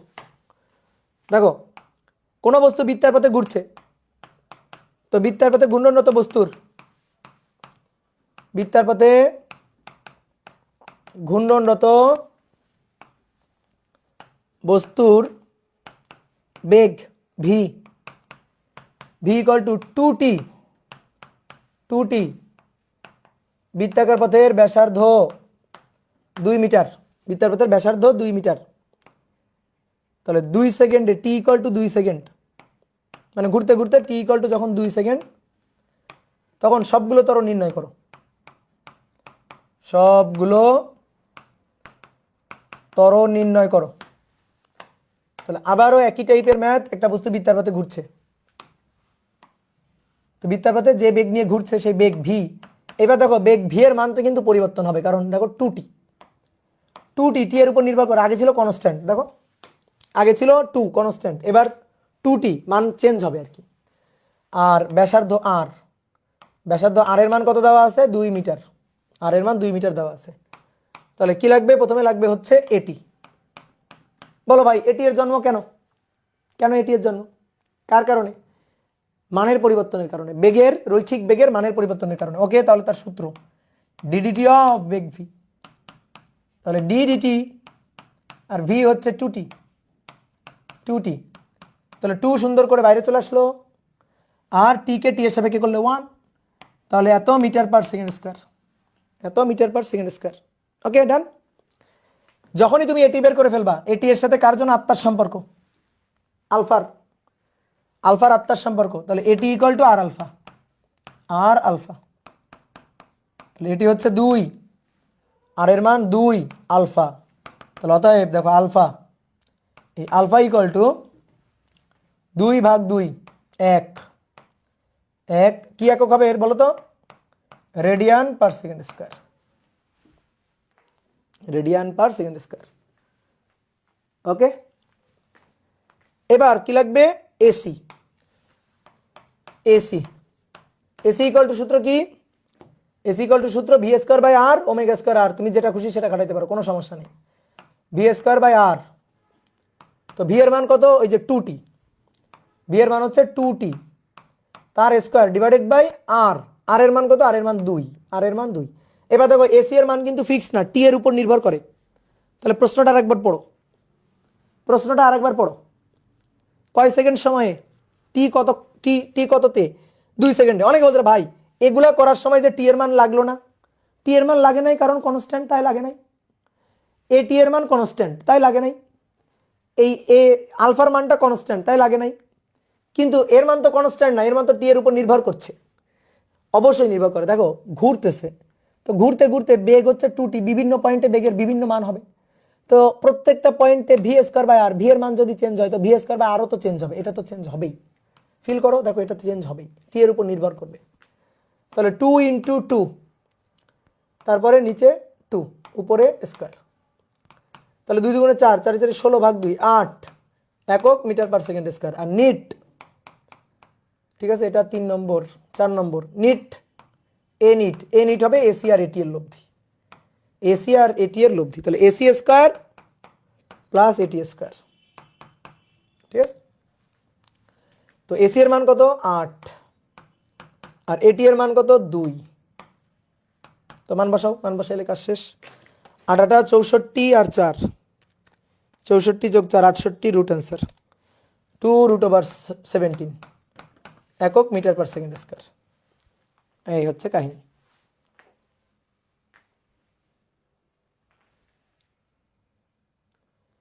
ভাইয়া ভি ইকুয়াল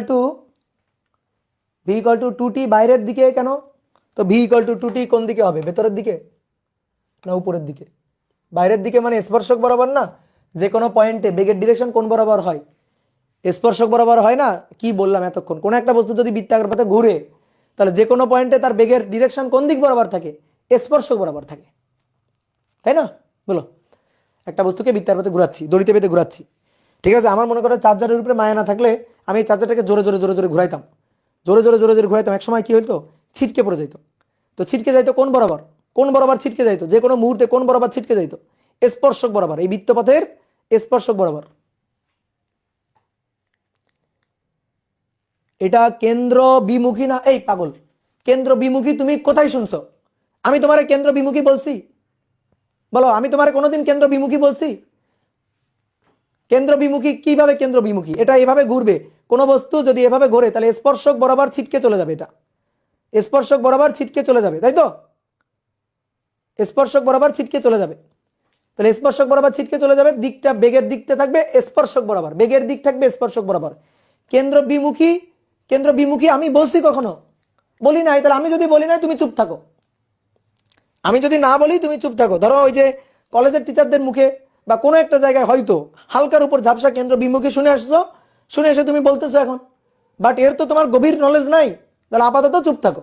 আপাতত যা শিখাইছি তাই। কেন্দ্র কোন একটা বস্তুকে বৃত্তার পথে ঘুরাইতে গেলে কি লাগে? কেন্দ্রের দিকে বল লাগে। আমি তো তোমার দেখালাম, থাপড়ানো লাগে ধরে, তাই না? আমি তো তোমার দেখালাম। কি ক্লিয়ার?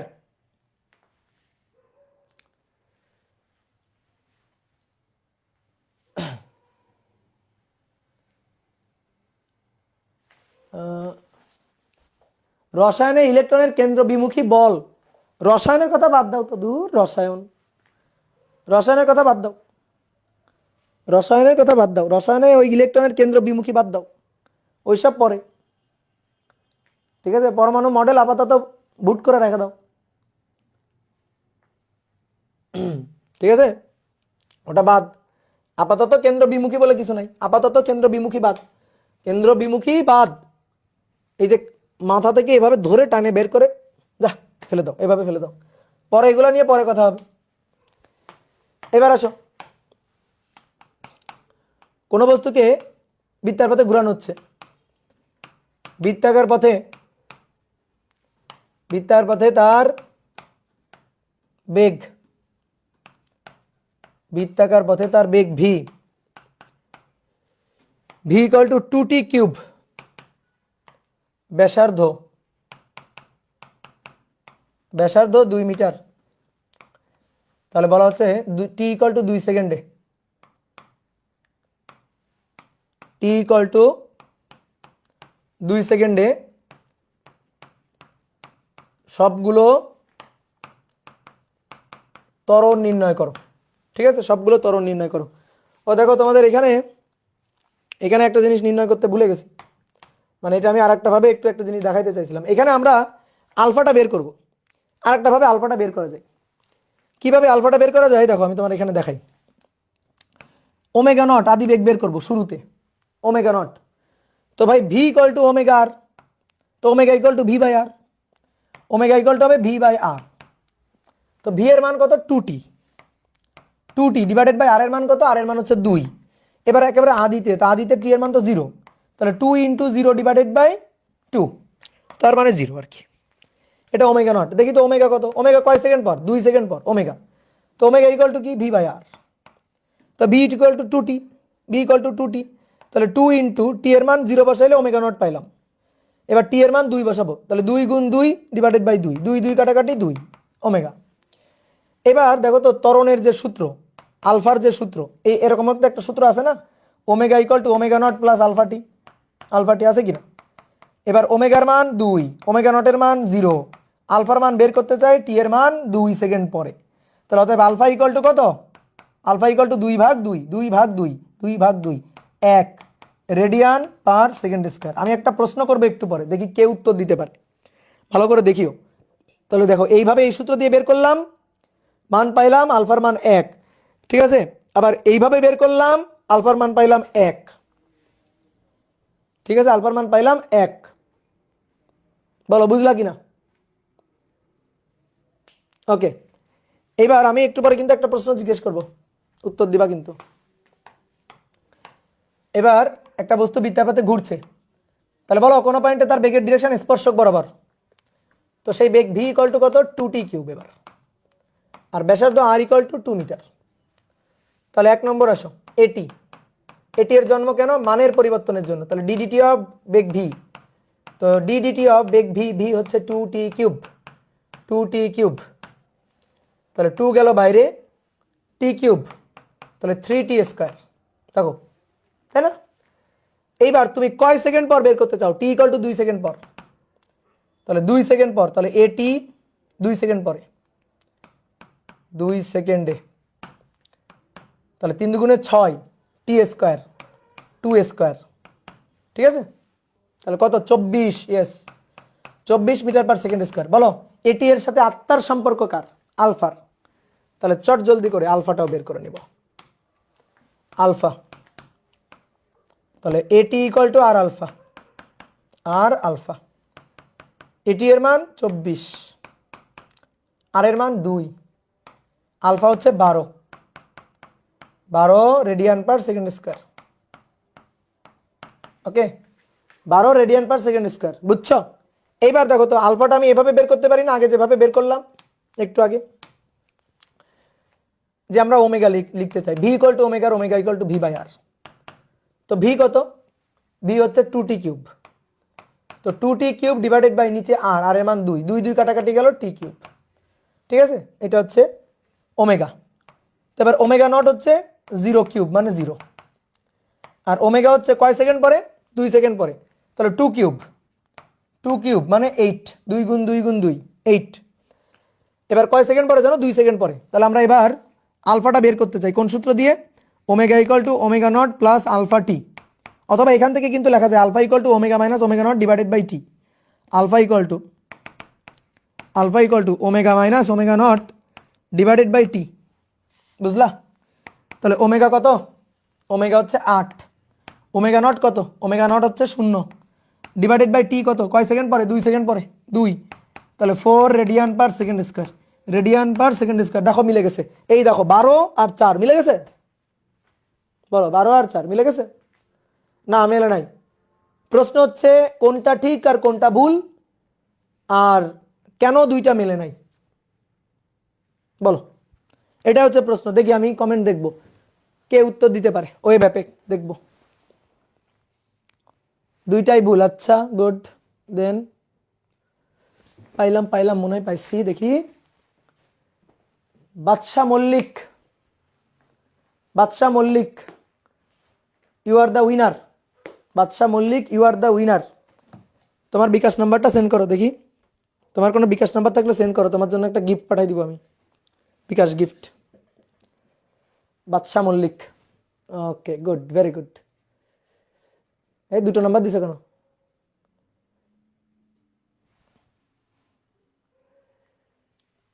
সুদীপ্ত বিশ্বাস, এই ছেলেটা ভালো। ফায়াদ উৎস, তুমি নাম্বার দিছো কেন? ফায়াদ উৎস, তুমি তো উত্তরই করো নাই। বাদশা মল্লিকের নাম্বার পাইছি, ও ভুল করা এই নাম্বার দিছো। সুদীপ্ত, তোমার নাম্বারটা সেন্ড করো, তোমার উত্তরটা সুন্দর পছন্দ হয়েছে। এই সবাই নাম্বার ঢালতেছে শুধু। সুদীপ্ত নাম্বার সেন্ড করো। এই যে সুদীপ্ত মনে হয় আগে একবার গিফট পাইছিল। না তোমারটা ঢালো না, হোসেন আহমেদ তোমারটা ঢালিও না। এইবার শোনো, দেখো এইটা 2t কিউব, দেখো V equal to 2t cube, A equal two 3 সামনে আসলো, 3 দুগুণে 6, 6t স্কয়ার। এই দেখো এটা সমতরণ না, ঠিক আছে? এটা সমতরণ না, এটা এখানে সমতরণ না, এটাই হয়েছে সমস্যা। এ যদি সমতরণ হইতো তাহলে সূত্র হইতো, কিন্তু ঝামেলাটা লাগছে এই জায়গাটাতে, এটা সমতরণ না, এই কারণে এটা হয় নাই, আগে দেখো ভালো করে দেখো, আমরা যদি এমন যদি হয়, ধরো আলফা হচ্ছে কনস্ট্যান্ট 2, তাহলে এটা সমকৌণিক ত্বরণ আর কি। তো সমকৌণিক ত্বরণে তখন আমি আলফার যেটা দেখো কনস্ট্যান্ট মান, তো এই যে সূত্রটা omega equal to omega naught plus alpha t, এটা কখন খাটে? সমতরণে খাটে। যেমন v equal to u plus a t কখন খাটে? সমতরণে খাটে। এটা যেমন সমতরণে খাটে, এটা তেমন সমকৌণিক ত্বরণে খাটে। এটা যেমন সমতরণ ছাড়া আমি খাটাইতে পারবো না, এটা সমকৌণিক ত্বরণ ছাড়া আমি খাটাইতে পারবো না। কথা বুঝছো? পারবো না। এইখানে ঘটনাটা ঘটছে তাই। দেখো এখানে যে তুমি আলফার মানটা বের করছো, এই আলফার মানটা সম না, আলফার মানটা সমতরণ না, এই কারণে হয়নি। এই ক্ষেত্রে এই যে উত্তরটা আসছে, এই উত্তরের সাথে এটা মেলে নাই, এই উত্তরের সাথে এটা মেলে নাই, এইটাই ভুল। কেন? কারণ এটা তো তুমি সমতরণের সূত্র খাটাইছো। দেখো এই যে সমতরণের সূত্র খাটাইছো, এটা তো সর্বদাই প্রযোজ্য না, এটা সমকৌণিক ত্বরণের জন্যই প্রযোজ্য, সমকৌণিক ত্বরণের জন্য প্রযোজ্য, এছাড়া তো এটা প্রযোজ্য হবে না। ঠিক আছে, এছাড়া তো এটা প্রযোজ্য হবে না। তো এটাই হয়েছে ঝামেলা। দেখো আগেরটা কেন হয়েছিল, আগেরটা আলফার মান দেখো এই যে কনস্ট্যান্ট একটা মান 1 1 এভাবে করলো, দেখো 1 পাইছিলাম আলফার মানটা। ঠিক আছে, এই যে এটা হচ্ছে দেখো ভি ইকুয়াল টু, দেখো ভি ইকুয়াল টু 2t। তো এখান থেকে যদি আমি ডিফারেন্সিয়েট করে এ বের করি, দ্যাট 2 এ 2 একটা কনস্ট্যান্ট মান, তাহলে এ যেহেতু একটা কনস্ট্যান্ট মান, তাহলে alpha alpha equal to a divided by r. তাহলে উপরে এ কনস্ট্যান্ট আরও কনস্ট্যান্ট, তাহলে এইটাও হবে একটা কনস্ট্যান্ট মান। এই কারণে সমকৌণিক ত্বরণ সূত্র হয়েছে, এটা খাটছে, কিন্তু এই জায়গায় এটা খাটে নাই। বুঝতে পারছো, এই জায়গায় এটা খাটে নাই, এটাই হচ্ছে কাহিনী। এই ম্যাথে খাটে নাই কারণ 2t কিউব, এই কারণে এটা হবে না। ওকে গেল। তাহলে এবার নেক্সট কোনটা বের করতে চাই, a c v square divided by r, v equal to omega, v equal to omega, তাই তো, ভি ইকুয়াল টু ওমেগা। অথবা ভি এর মান তো ডাইরেক্ট এটা বসাই দিতে পারো, ওমেগা নিয়ে ওমেগা থেকে এনেও বসাইতে পারো, আবার ডাইরেক্ট এটাই বসাইতে পারো। তাহলে 2t কিউব তার স্কয়ার ডিভাইডেড বাই আর। তাহলে 2t এর মান কত দেখি 2, তাহলে 2 কিউব এর আবার স্কয়ার, নিচে আর এর মান 2। তাহলে 2 কিউব মানে 8, 8 দুগুণে 16, 16 কি স্কয়ার ভাগ হচ্ছে 2, কত আসছে বলো, 128। ওমেগা সমান সমান 4 কেন, 8 হবে না দাদা?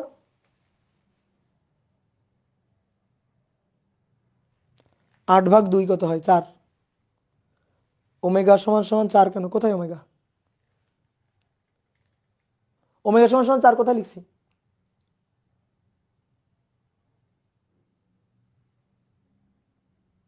ঠিক আছে, আচ্ছা, তাহলে এখান থেকে অ্যান্সার কত পাইলাম, 128। উল্টাপাল্টা কমেন্ট করিও না, উল্টাপাল্টা কমেন্ট করলে আমি ভয় পাই, বুঝলা, এত মিটার পার সেকেন্ড স্কয়ার। তাহলে এবার আসো 4 number, a net root over a c square plus a t square. তাহলে 2 সেকেন্ড যখন, তখন এসি হচ্ছে 128 আর এটি হচ্ছে কই 24, 24 তার স্কয়ার। তাহলে 128 square plus 24 square, 128 square plus 24 square, root answer. তাহলে 8 রুট ওভার 265 এত মিটার পার সেকেন্ড স্কয়ার, শেষ। ওকে ওকে ওকে ওকে নাও এবার মোটামুটি আমরা ম্যাথ বুঝে গেছি, মোটামুটি আমরা সুন্দর ম্যাথ বুঝে গেছি। এবার আসো দেখি তোমরা একটা ম্যাথ আমাকে করে দিবা।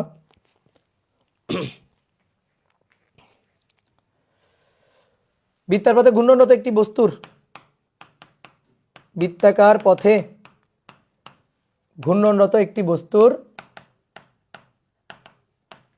ঘূর্ণনরত একটি বস্তুর, কৌণিক বেগ omega, omega equal to 2t, ব্যাসার্ধ 2 মিটার, স্পর্শী ত্বরণ লব্ধির সাথে, লব্ধি ত্বরণের সাথে, লব্ধি কোন ত্বরণের সাথে, রৈখিক ত্বরণ, লব্ধি রৈখিক ত্বরণ, স্পর্শী ত্বরণ লব্ধি ত্বরণের সাথে 37 ডিগ্রি কোণ তৈরি করলে, কোণ তৈরি করবে কত সময় পর, স্পর্শী ত্বরণ লব্ধি ত্বরণের সাথে 37 ডিগ্রি কোণ তৈরি করবে। ওকে, একটা বস্তু বৃত্তাকার পথে ঘুরছে, হ্যাঁ, তো বৃত্তাকার পথে বস্তুটা ঘুরছে, তো বলা হচ্ছে কিছুক্ষণ পর ঘুরতে ঘুরতে ঘুরতে ঘুরতে ঘুরতে ঘুরতে কোনো একটা মুহূর্তে স্পর্শী ত্বরণ লব্ধি ত্বরণের সাথে 37 ডিগ্রি কোণ তৈরি করে, স্পর্শী ত্বরণ লব্ধি ত্বরণের সাথে 37 ডিগ্রি কোণ তৈরি করে। তাহলে এটা হচ্ছে স্পর্শী ত্বরণ, এইটা স্পর্শী ত্বরণ এটি, আর এটা কেন্দ্রমুখী ত্বরণ এসি, এদের লব্ধি এটি, এদের লব্ধি এটি, এদের লব্ধি এ নিট, এদের লব্ধি এ নিট। ঠিক আছে, এবার বলা হচ্ছে কি স্পর্শী ত্বরণের সাথে লব্ধি ত্বরণের কোণ হবে 37 ডিগ্রি।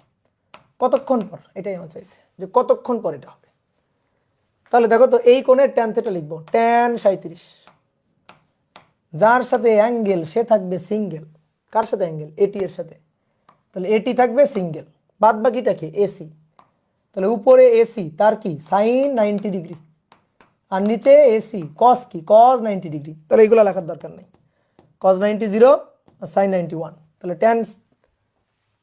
ট্যান 37 ডিগ্রি সমান সমান এসি ডিভাইডেড বাই এটি, তাই তো, এসি ডিভাইডেড বাই এটি।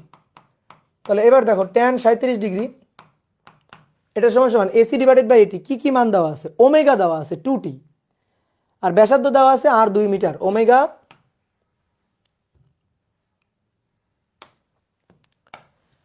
দেওয়া আছে 2t, ব্যাসার্ধ আর দেওয়া আছে 2 মিটার। তাহলে এখান থেকে এসি নিয়ে বসাইতে হবে, এটি নিয়ে বসাইতে হবে। আসো আসো আমরা দেখি। তো a c equal to v square by r বা ওমেগা স্কোয়ার আর, যে কোনোটাই লিখতে পারো, ভি স্কোয়ার বাই আর অথবা ওমেগা স্কোয়ার আর। তো ওমেগা কত? ওমেগা হচ্ছে 2t তার স্কোয়ার ইন্টু আর হচ্ছে 2। তাহলে 2 দুগুণে 4, 4 দুগুণে 8 টি স্কোয়ার, এটা হচ্ছে এসি। আর এটি কি? এটি equal to d dt of V.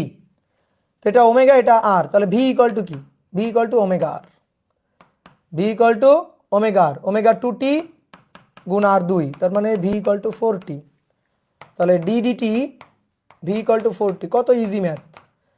তাহলে 4t কে টি এর সাপেক্ষে ডিফারেন্সিয়েট করলে 4, এটা 4 মিটার পার সেকেন্ড স্কয়ার। তাহলে এটি এর মান 4 পেয়ে গেছি, আর এসি এর মান 8t স্কয়ার। মান বসাই দিব খালি, মান বসাই দিব খালি। এটি এর মান 4 পেয়ে গেছি, খুবই মজার ম্যাথ। আর এসি এর মান হচ্ছে 8t স্কয়ার, 8t স্কয়ার। অনেকে মনে করতে ভাই আমি যদি এই সূত্রে না গিয়ে আমি ভি স্কয়ার বাই আর লিখি, ভাই কোনো সমস্যা নেই।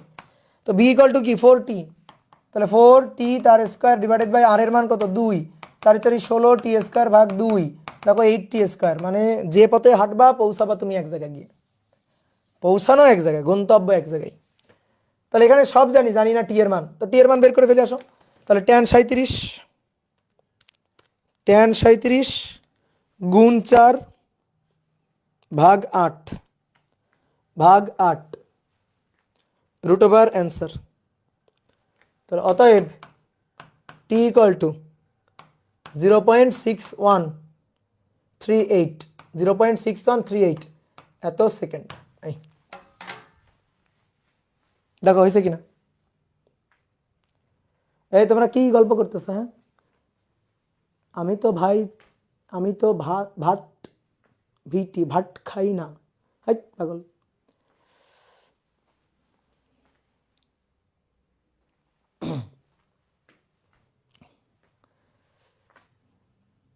দেখছো কত সুন্দর ম্যাথ?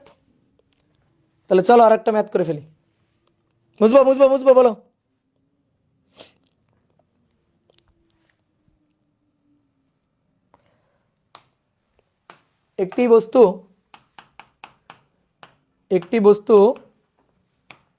একটি বস্তু কণা 40 সেন্টিমিটার ব্যাসার্ধের পথে, 40 সেন্টিমিটার ব্যাসার্ধের পথে, 40 সেন্টিমিটার ব্যাসার্ধের বৃত্তাকার পথে 10 সেন্টিমিটার পার স্কয়ার এত সমস্পর্শী ত্বরণে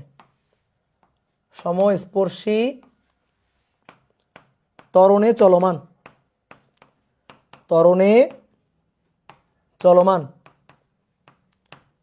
কত সময় পর এর স্পর্শী ত্বরণ সাধারণ ত্বরণের সমান হবে? বলো সাধারণ ত্বরণ কোনটা? বলো সাধারণ ত্বরণের সমান হবে। সাধারণ ত্বরণ বলতে কোন ত্বরণকে বুঝবো? এ নিট না না, এসি নর্মাল, নর্মাল এক্সেলারেশন লিখে দিছিলাম, এই দেখো এই যে সাধারণ ত্বরণ এসি, দেখছো? এ নিট তো লব্ধি ত্বরণ, লব্ধি রৈখিক ত্বরণ, লব্ধি রৈখিক ত্বরণ, শুধু রৈখিক ত্বরণ যদি বলে তাহলে লব্ধি রৈখিক ত্বরণটাকেই বুঝবো। তাহলে এসি আর এটি এরা পরস্পর সমান সমান হবে। তাহলে এই যে বস্তু বৃত্তাকার পথে ঘুরছে, তো 40 সেন্টিমিটার ব্যাসার্ধের পথ, তাহলে এটা আর, এটা 40 সেন্টিমিটার, আর হচ্ছে 40 সেন্টিমিটার। বৃত্তাকার পথে 10 সেন্টিমিটার স্কোয়ার সমস্পর্শী ত্বরণে ঘুরছে, 10 সেন্টিমিটার পার স্কোয়ার সমস্পর্শী ত্বরণে, ঠিক আছে? 10 সেন্টিমিটার পার স্কোয়ার সমস্পর্শী ত্বরণে ঘুরছে। তাহলে এটি, এটি এটি দেওয়া আছে, এটা 10 সেন্টিমিটার পার স্কোয়ার। তো সেন্টিমিটারকে যদি মিটার করি তাহলে কি করব? 100 দিয়ে ভাগ দিব। তো 100কে 10কে 100 দিয়ে ভাগ দিলে 0.1, 0.1 এত মিটার পার সেকেন্ড স্কোয়ার, তাই তো? বলো এবার কি প্রশ্ন করছে, কতক্ষণ পরে এটি আর এসি সমান সমান হবে? তাহলে কতক্ষণ পরে এসি এটি সমান সমান? এবার সবাই লেখা বাদ দাও। এসি মানে v square by r, a c মানে v square divided by r, আর এটি মানে 10, এই যে এটা দেওয়াই আছে।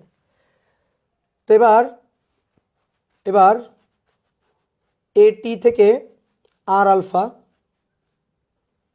এত ব্যাসার্ধের বৃত্তাকার পথে এত সমস্পর্শী ত্বরণে চলমান, কত সময় পর স্পর্শী ত্বরণ সাধারণ ত্বরণের সমান হবে? সাধারণ ত্বরণ ভি ইকুয়াল টু ওমেগা আর। কোনো ডাটা মিস করলাম?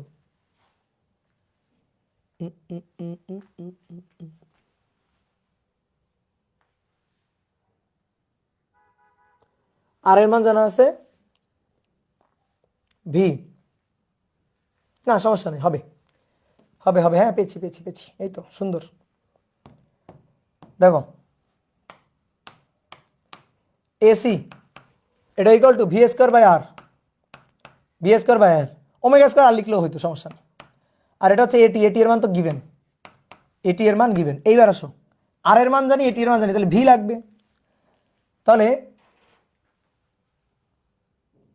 একটা কথা মিস করছি, স্থির অবস্থা হতে,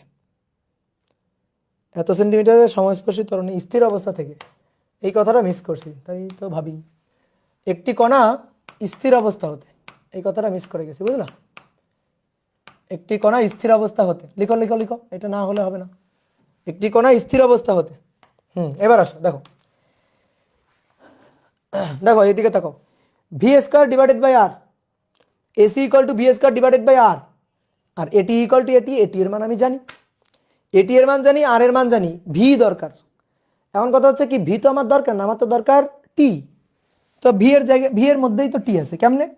V equal to u plus a t, v equal to u plus a t. বলো তো দেখি এখানে এটা কোন এটা বসবে, এখানে কোন এটা বসবে বলো তো দেখি? V equal to u plus a t, গত ক্লাসে করছি আমরা। কোনটি বসবে? ইউ জিরো, স্থির অবস্থা থেকে। তাহলে ভি ইকুয়াল টু, এই যে স্থির অবস্থা থেকে, এই কথাটা না বলা থাকলে কিন্তু হবে না ম্যাথ। তাহলে v equal to u plus a t, তাহলে এই এর জায়গায় কিন্তু ট্যানজেনশিয়াল অ্যাক্সেলারেশন এটি, এটি ইন্টু টি, বুঝলা? তাহলে ভি ইকুয়াল টু, দেখো ভি ইকুয়াল টু এটি ইন্টু টি তার স্কোয়ার ডিভাইডেড বাই আর সমান সমান এটি। নাও এবার মান বসে দাও, এবার মান বসে দাও। তাহলে এটি এর মান 0.1 তার স্কোয়ার টি স্কোয়ার, আর এর মান 0.40, আর এটি এর মান 0.1। তাহলে 0.40 গুণ 0.1, তাকে ভাগ দিব 0.1 তার স্কোয়ার দিয়ে। তাহলে টি কত সেকেন্ড? 2 সেকেন্ড, √4 2 সেকেন্ড, এই যে 2 সেকেন্ড। তাহলে 2 সেকেন্ড পর এটা হবে। কি বের করছো? বলো বের করছো কিনা? হ্যাঁ দেখো, অনেকে করে কি এই টাইপের ম্যাথগুলো মুখস্থ করে, তো এই মুখস্থ করাটা আমি পক্ষপাতি না। ধরো অনেকে ম্যাথ ভাই বুঝে বুঝে মুখস্থ করছি, বুঝে বুঝে মুখস্থ আবার কি জিনিস? মুখস্থ তো মুখস্থই। তো শোনো, এই অর কেউ যদি লেখে যে ভাই এসি ইকুয়াল টু এটি, আমি ধরেন লিখলাম a c equal to omega square r, এটা লিখলাম, এসি ইকুয়াল টু আছে তো ওমেগা স্কয়ার আর, একটা সূত্র আছে তো, তো এটা কি হবে না? এভাবে কি হবে না? হ্যাঁ হবে। তুমি আর এর মান জানো, তুমি এটি এর মান জানো। এবার ওমেগা, এবার তোমার ওমেগা, তো ওমেগার মধ্য থেকে টি বের করতে হবে, ওমেগার মধ্য থেকে টি বের করতে হবে। আসলে আমি আগে ওমেগাটা বের করি, আমি আগে ওমেগাটা বের করি। তাহলে √ এটি ডিভাইডেড বাই আর। তাহলে এটি এর মান 0.1, আর এর মান হচ্ছে 0.40। তাহলে √0.1 ডিভাইডেড বাই 0.40, তাহলে 0.5 রেডিয়ান পার সেকেন্ড। ওমেগা হচ্ছে 0.5 রেডিয়ান পার সেকেন্ড। ওমেগাটা পাইলাম, কিন্তু আমার তো ওমেগা লাগবে না, আমার লাগবে টি। তো দেখো তো স্থির অবস্থা থেকে যদি চলতে শুরু করে তাহলে omega equal to omega naught plus alpha t না, omega naught plus alpha t. তাহলে এই ওমেগা নটটা জিরো, আর এই পাশে ওমেগা তো পাইছি। এবার আলফা, এটি ইকুয়াল টু আর আলফা, তাহলে এটি ইকুয়াল টু আর আলফা, তাহলে আলফা ইকুয়াল টু এটি বাই আর, এটি divided by R into T.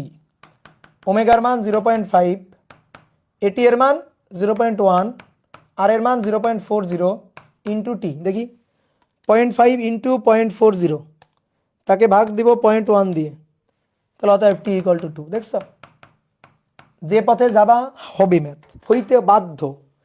এখন তুমি কিভাবে করবা সেটা তোমার ব্যাপার, বুঝলা? প্র্যাকটিস প্র্যাকটিস প্র্যাকটিস প্র্যাকটিস, বেশি বেশি করে প্র্যাকটিস। হ্যাঁ,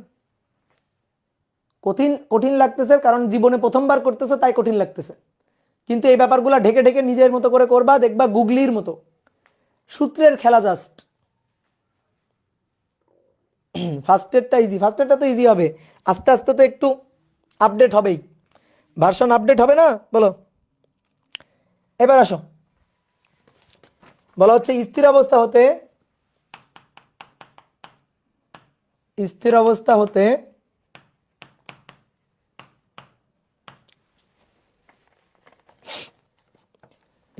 হতে বৃত্তাকার পথে চলমান, বৃত্তাকার পথে চলমান বস্তুর কৌণিক ত্বরণ কিন্তু কৌণিক ত্বরণ, রৈখিক না, 3 রেডিয়ান পার সেকেন্ড স্কয়ার। একক দেখলেও বুঝে যাবা কৌণিক ত্বরণ হচ্ছে এটা। 10 সেকেন্ড পর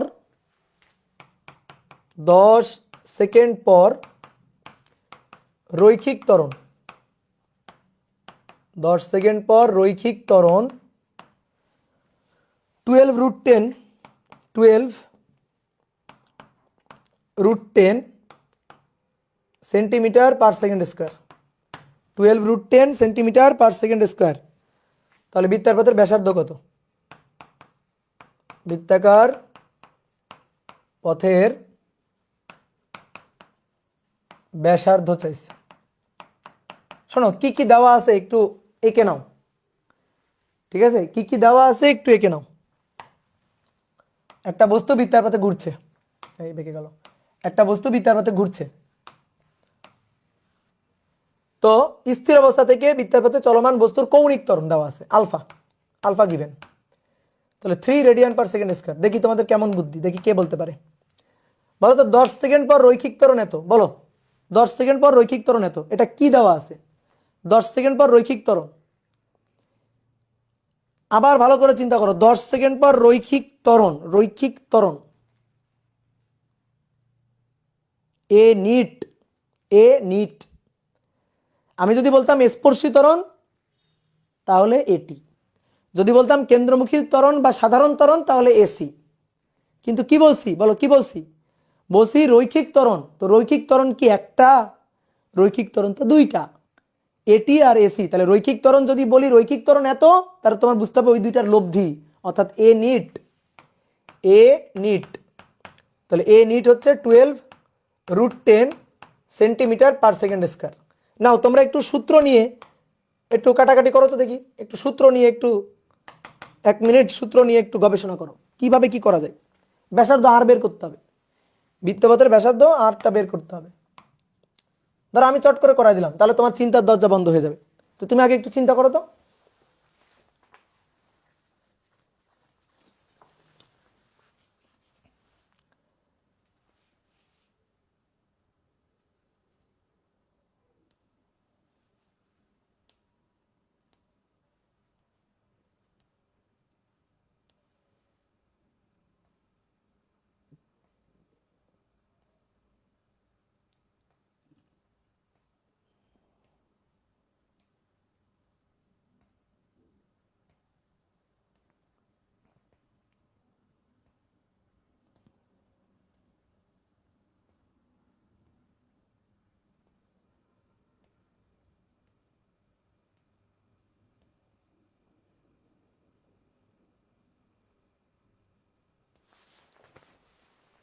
হয়েছে হয়েছে হয়েছে। এ নিট এটা হচ্ছে 12√10। তো দেখো সহজ ম্যাথ, এ নিট এটা সমান সমান আমরা কি জানি, AC square plus a t square, এটা জানি না। তো এ নিটের মান দেওয়া আছে, এ নিট এটা আমার জানা।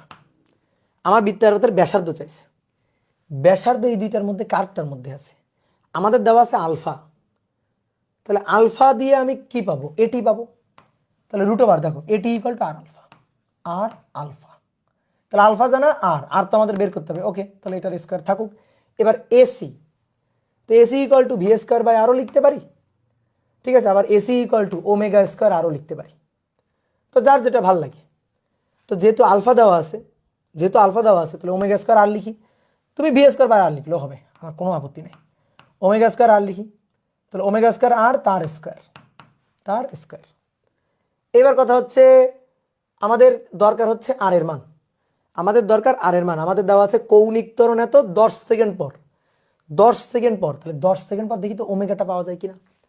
ওমেগা ইকুয়াল টু স্থির অবস্থা হতে, স্থির অবস্থা মানে কি, স্থির অবস্থা মানে u0, ঠিক আছে। স্থির অবস্থা মানে u0 ওমেগা নট 0 t0, স্থির অবস্থা, ঠিক আছে। তাহলে ওমেগা ইকুয়াল টু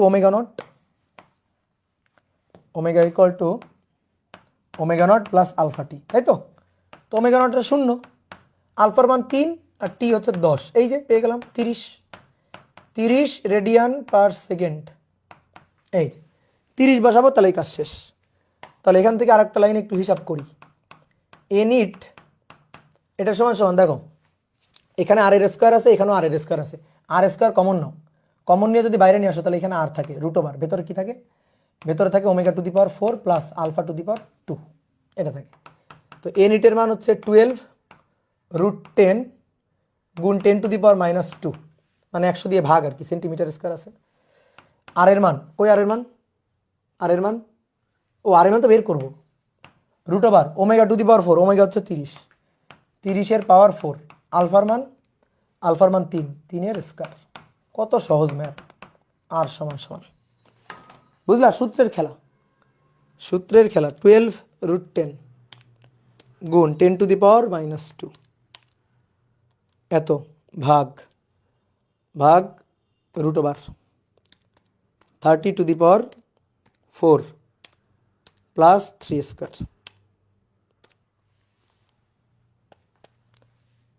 তাহলে আর এর মান 0.004216 মিটার। তাহলে কি 100 দিয়ে ভাগ করে একটু কমাই, মানে সরি 100 দিয়ে গুণ করব,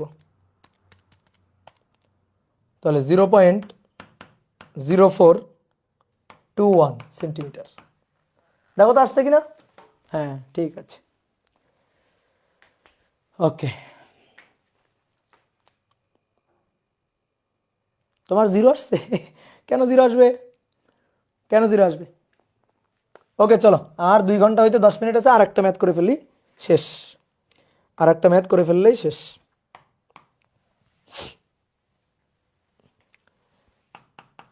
বৃত্তাকার পথে কোনো বস্তু 500 মিটার ব্যাসার্ধের বৃত্তাকার পথে কোনো কণা 500 মিটার ব্যাসার্ধের বৃত্তাকার পথে 30 মিটার পার সেকেন্ড বেগে ঘুরছে।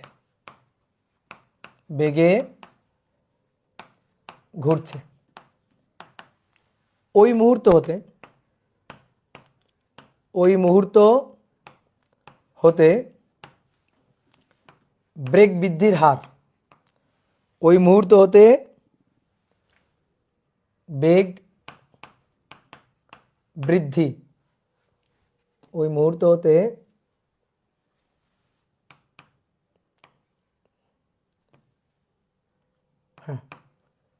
বেগ বৃদ্ধি হার 2 মিটার পার সেকেন্ড। ওই মুহূর্ত হতে বেগ বৃদ্ধির হার 2 মিটার পার সেকেন্ড। তাহলে ওই মুহূর্তে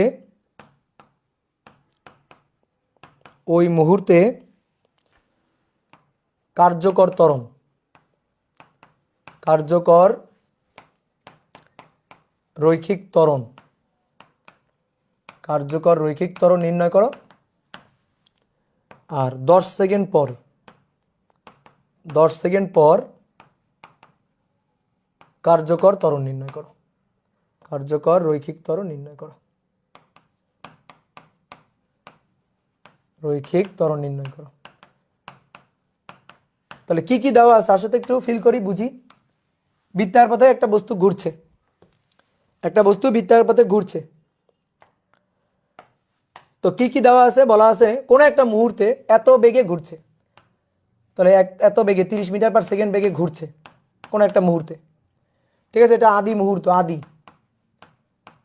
আর বৃত্তাকার পথের ব্যাসার্ধ কত, ব্যাসার্ধের মান আর, আর এর মান 500 মিটার, আর এর মান 500 মিটার।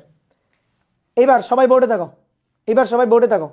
কোন একটা বস্তু এই ব্যাসার্ধে বৃত্তাকার পথে ঘুরছে, কোন একটা মুহূর্তে তার বেগ হচ্ছে এইটা, তাহলে আদি মুহূর্ত ধরলাম। এবার বলতেছে ওই মুহূর্ততে বেগ বৃদ্ধি হার এত মিটার পার সেকেন্ড, বেগ বৃদ্ধি হার, তাহলে বেগ বৃদ্ধির হার, হার হচ্ছে মানে বেগ বৃদ্ধি এত মিটার পার সেকেন্ড হারে বেগ বৃদ্ধি পাচ্ছে, এত মিটার পার সেকেন্ড এই হারে বেগ বৃদ্ধি পাচ্ছে।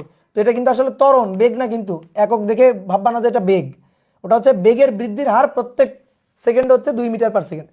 তাহলে 2 মিটার পার সেকেন্ড স্কয়ার, এটা কোণ এ, এটা কোণ এ, বলো তো কোণ এ, এটি, এসি আর এ নিট কোনটা, এটি, এটি এটা হচ্ছে বেগ বৃদ্ধির হার, এটি এটা ট্যানজেনশিয়াল অ্যাক্সিলারেশন এটা। এবার অনেকে বলছে ভাই এ হইল না কেন, ভাই দেখো একটু এই লাইনটা পড়ো, ওই মুহূর্তে কার্যকর রৈখিক ত্বরণ কত। তো কার্যকর রৈখিক ত্বরণ চাইছে, তো তোমাকে কি রৈখিক ত্বরণ দিয়ে দিছে, তো দিয়ে দিয়ে আবার কেন চাইবে। তাহলে কার্যকর রৈখিক ত্বরণ বের করতে হবে, মানে এ নিট বের করতে হবে, এ নিটটা বের করতে হবে। হ্যাঁ, কার্যকর রৈখিক ত্বরণ এ নিট বের করতে হবে, এই দুইটা সময়, একটা হচ্ছে আদিতে আর একটা হচ্ছে 10 সেকেন্ড পরে। তাহলে অবশ্যই বেগ বৃদ্ধির হার 2 মিটার পার সেকেন্ড, যেহেতু এটা দেওয়া আছে তাহলে ওইটা আসলে এটি, তাহলে এটি দেওয়া আছে, আর দেওয়া আছে 30 মিটার পার সেকেন্ড দেওয়া আছে। তাহলে আমাদের বলছে ওই মুহূর্তে কার্যকর রৈখিক ত্বরণ কত, আর 10 সেকেন্ড পর কার্যকর রৈখিক ত্বরণ কত। আসো কার্যকর রৈখিক ত্বরণ, তাহলে 1 নম্বর ওই মুহূর্তে এ নিট, ওই মুহূর্ত মানে বেগ যখন 30 মিটার পার সেকেন্ড, তাহলে এ নিট এটা হচ্ছে √/, a c square plus a t square.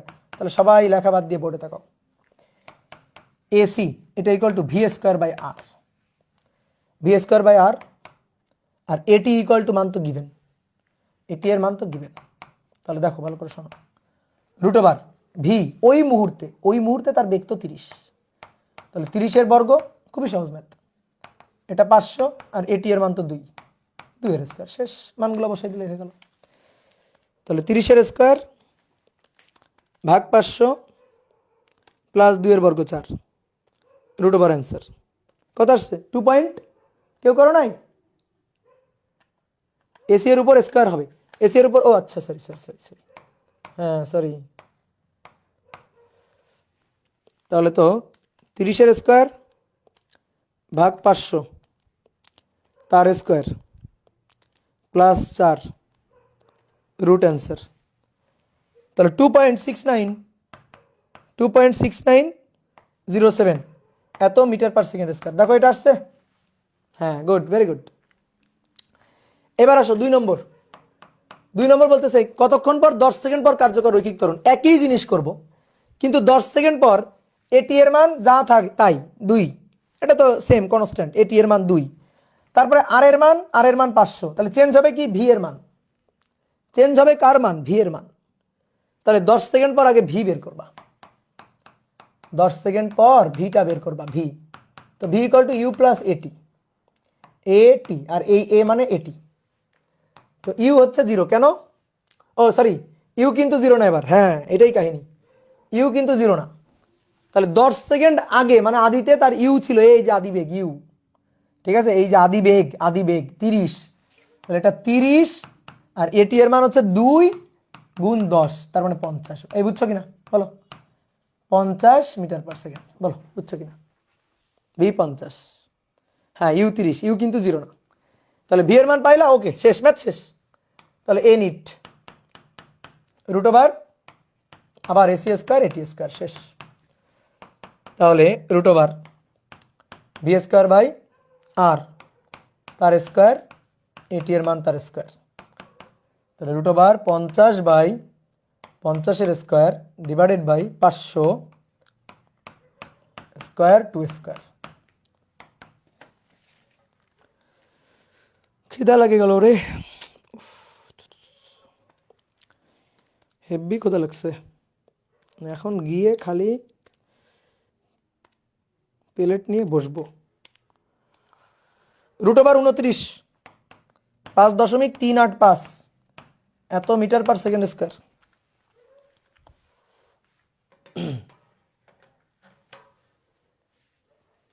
দাদা কি দিয়ে খাবেন? হাত দিয়ে খাবো, এই যে হাত দিয়ে খাবো। ওকে, বুঝলা বুঝলা বুঝলা, বলো বুঝছো কিনা? হ্যাঁ, কেউ যদি মনে করো এইভাবে করতে চাও করতে পারবা। n ইট equal to √AC square, a c এর জায়গায় মনে করো AC equal to omega square r বসাবা, omega square r square a t square বসাও, কোনো সমস্যা নেই। তাহলে তখন ওমেগাটা বের করা লাগবে। ওমেগা কেমনে বের করবা? ওমেগা হচ্ছে ω0 প্লাস আলফা টি। তো এত কাহিনীর দরকার নেই, বের করতে পারবা তুমি। এটি জানো, আলফা বের করতে পারবা। এই যে এটি, এই এ আলফা ইকুয়াল টু আলফা বের করবা, এই এটি ইকুয়াল টু আর আলফা, এই সূত্র দিয়ে। ঠিক আছে, তারপরে ω0 কিভাবে বের করবা? V equal to omega r, omega equal to v by r, তাহলে এটা হবে U/R। ওই যে এটা এটা আদিবেগ U/R। তারপরে এটা পাবা কিভাবে? এটা হচ্ছে V/R। তো এটা তো আর তুমি তো আর ভি বের করতেছো না, তুমি এটা বের করবা। তো এই যে এইভাবে বের করতে পারো, সমস্যা নেই। এভাবে বের করে নিয়ে এখানে বসাবা, একই রেজাল্ট পাবা, কোনো সমস্যা নেই। ঠিক আছে, কৌণিক গতির ম্যাথ দিলে ভালো হতো। প্র্যাকটিস শিট থেকে কৌণিক গতির ম্যাথ করবা। দাঁড়াও, কই গেল আমার ফোনটা? এই আমার ফোন কই? কে নিলা বলো? আমার ফোনটা কই গেল?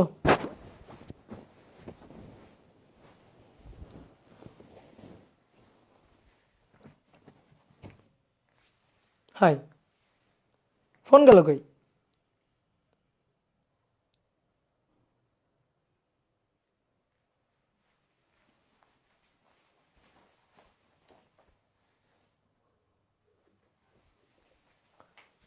কই রাখলাম ফোনটা?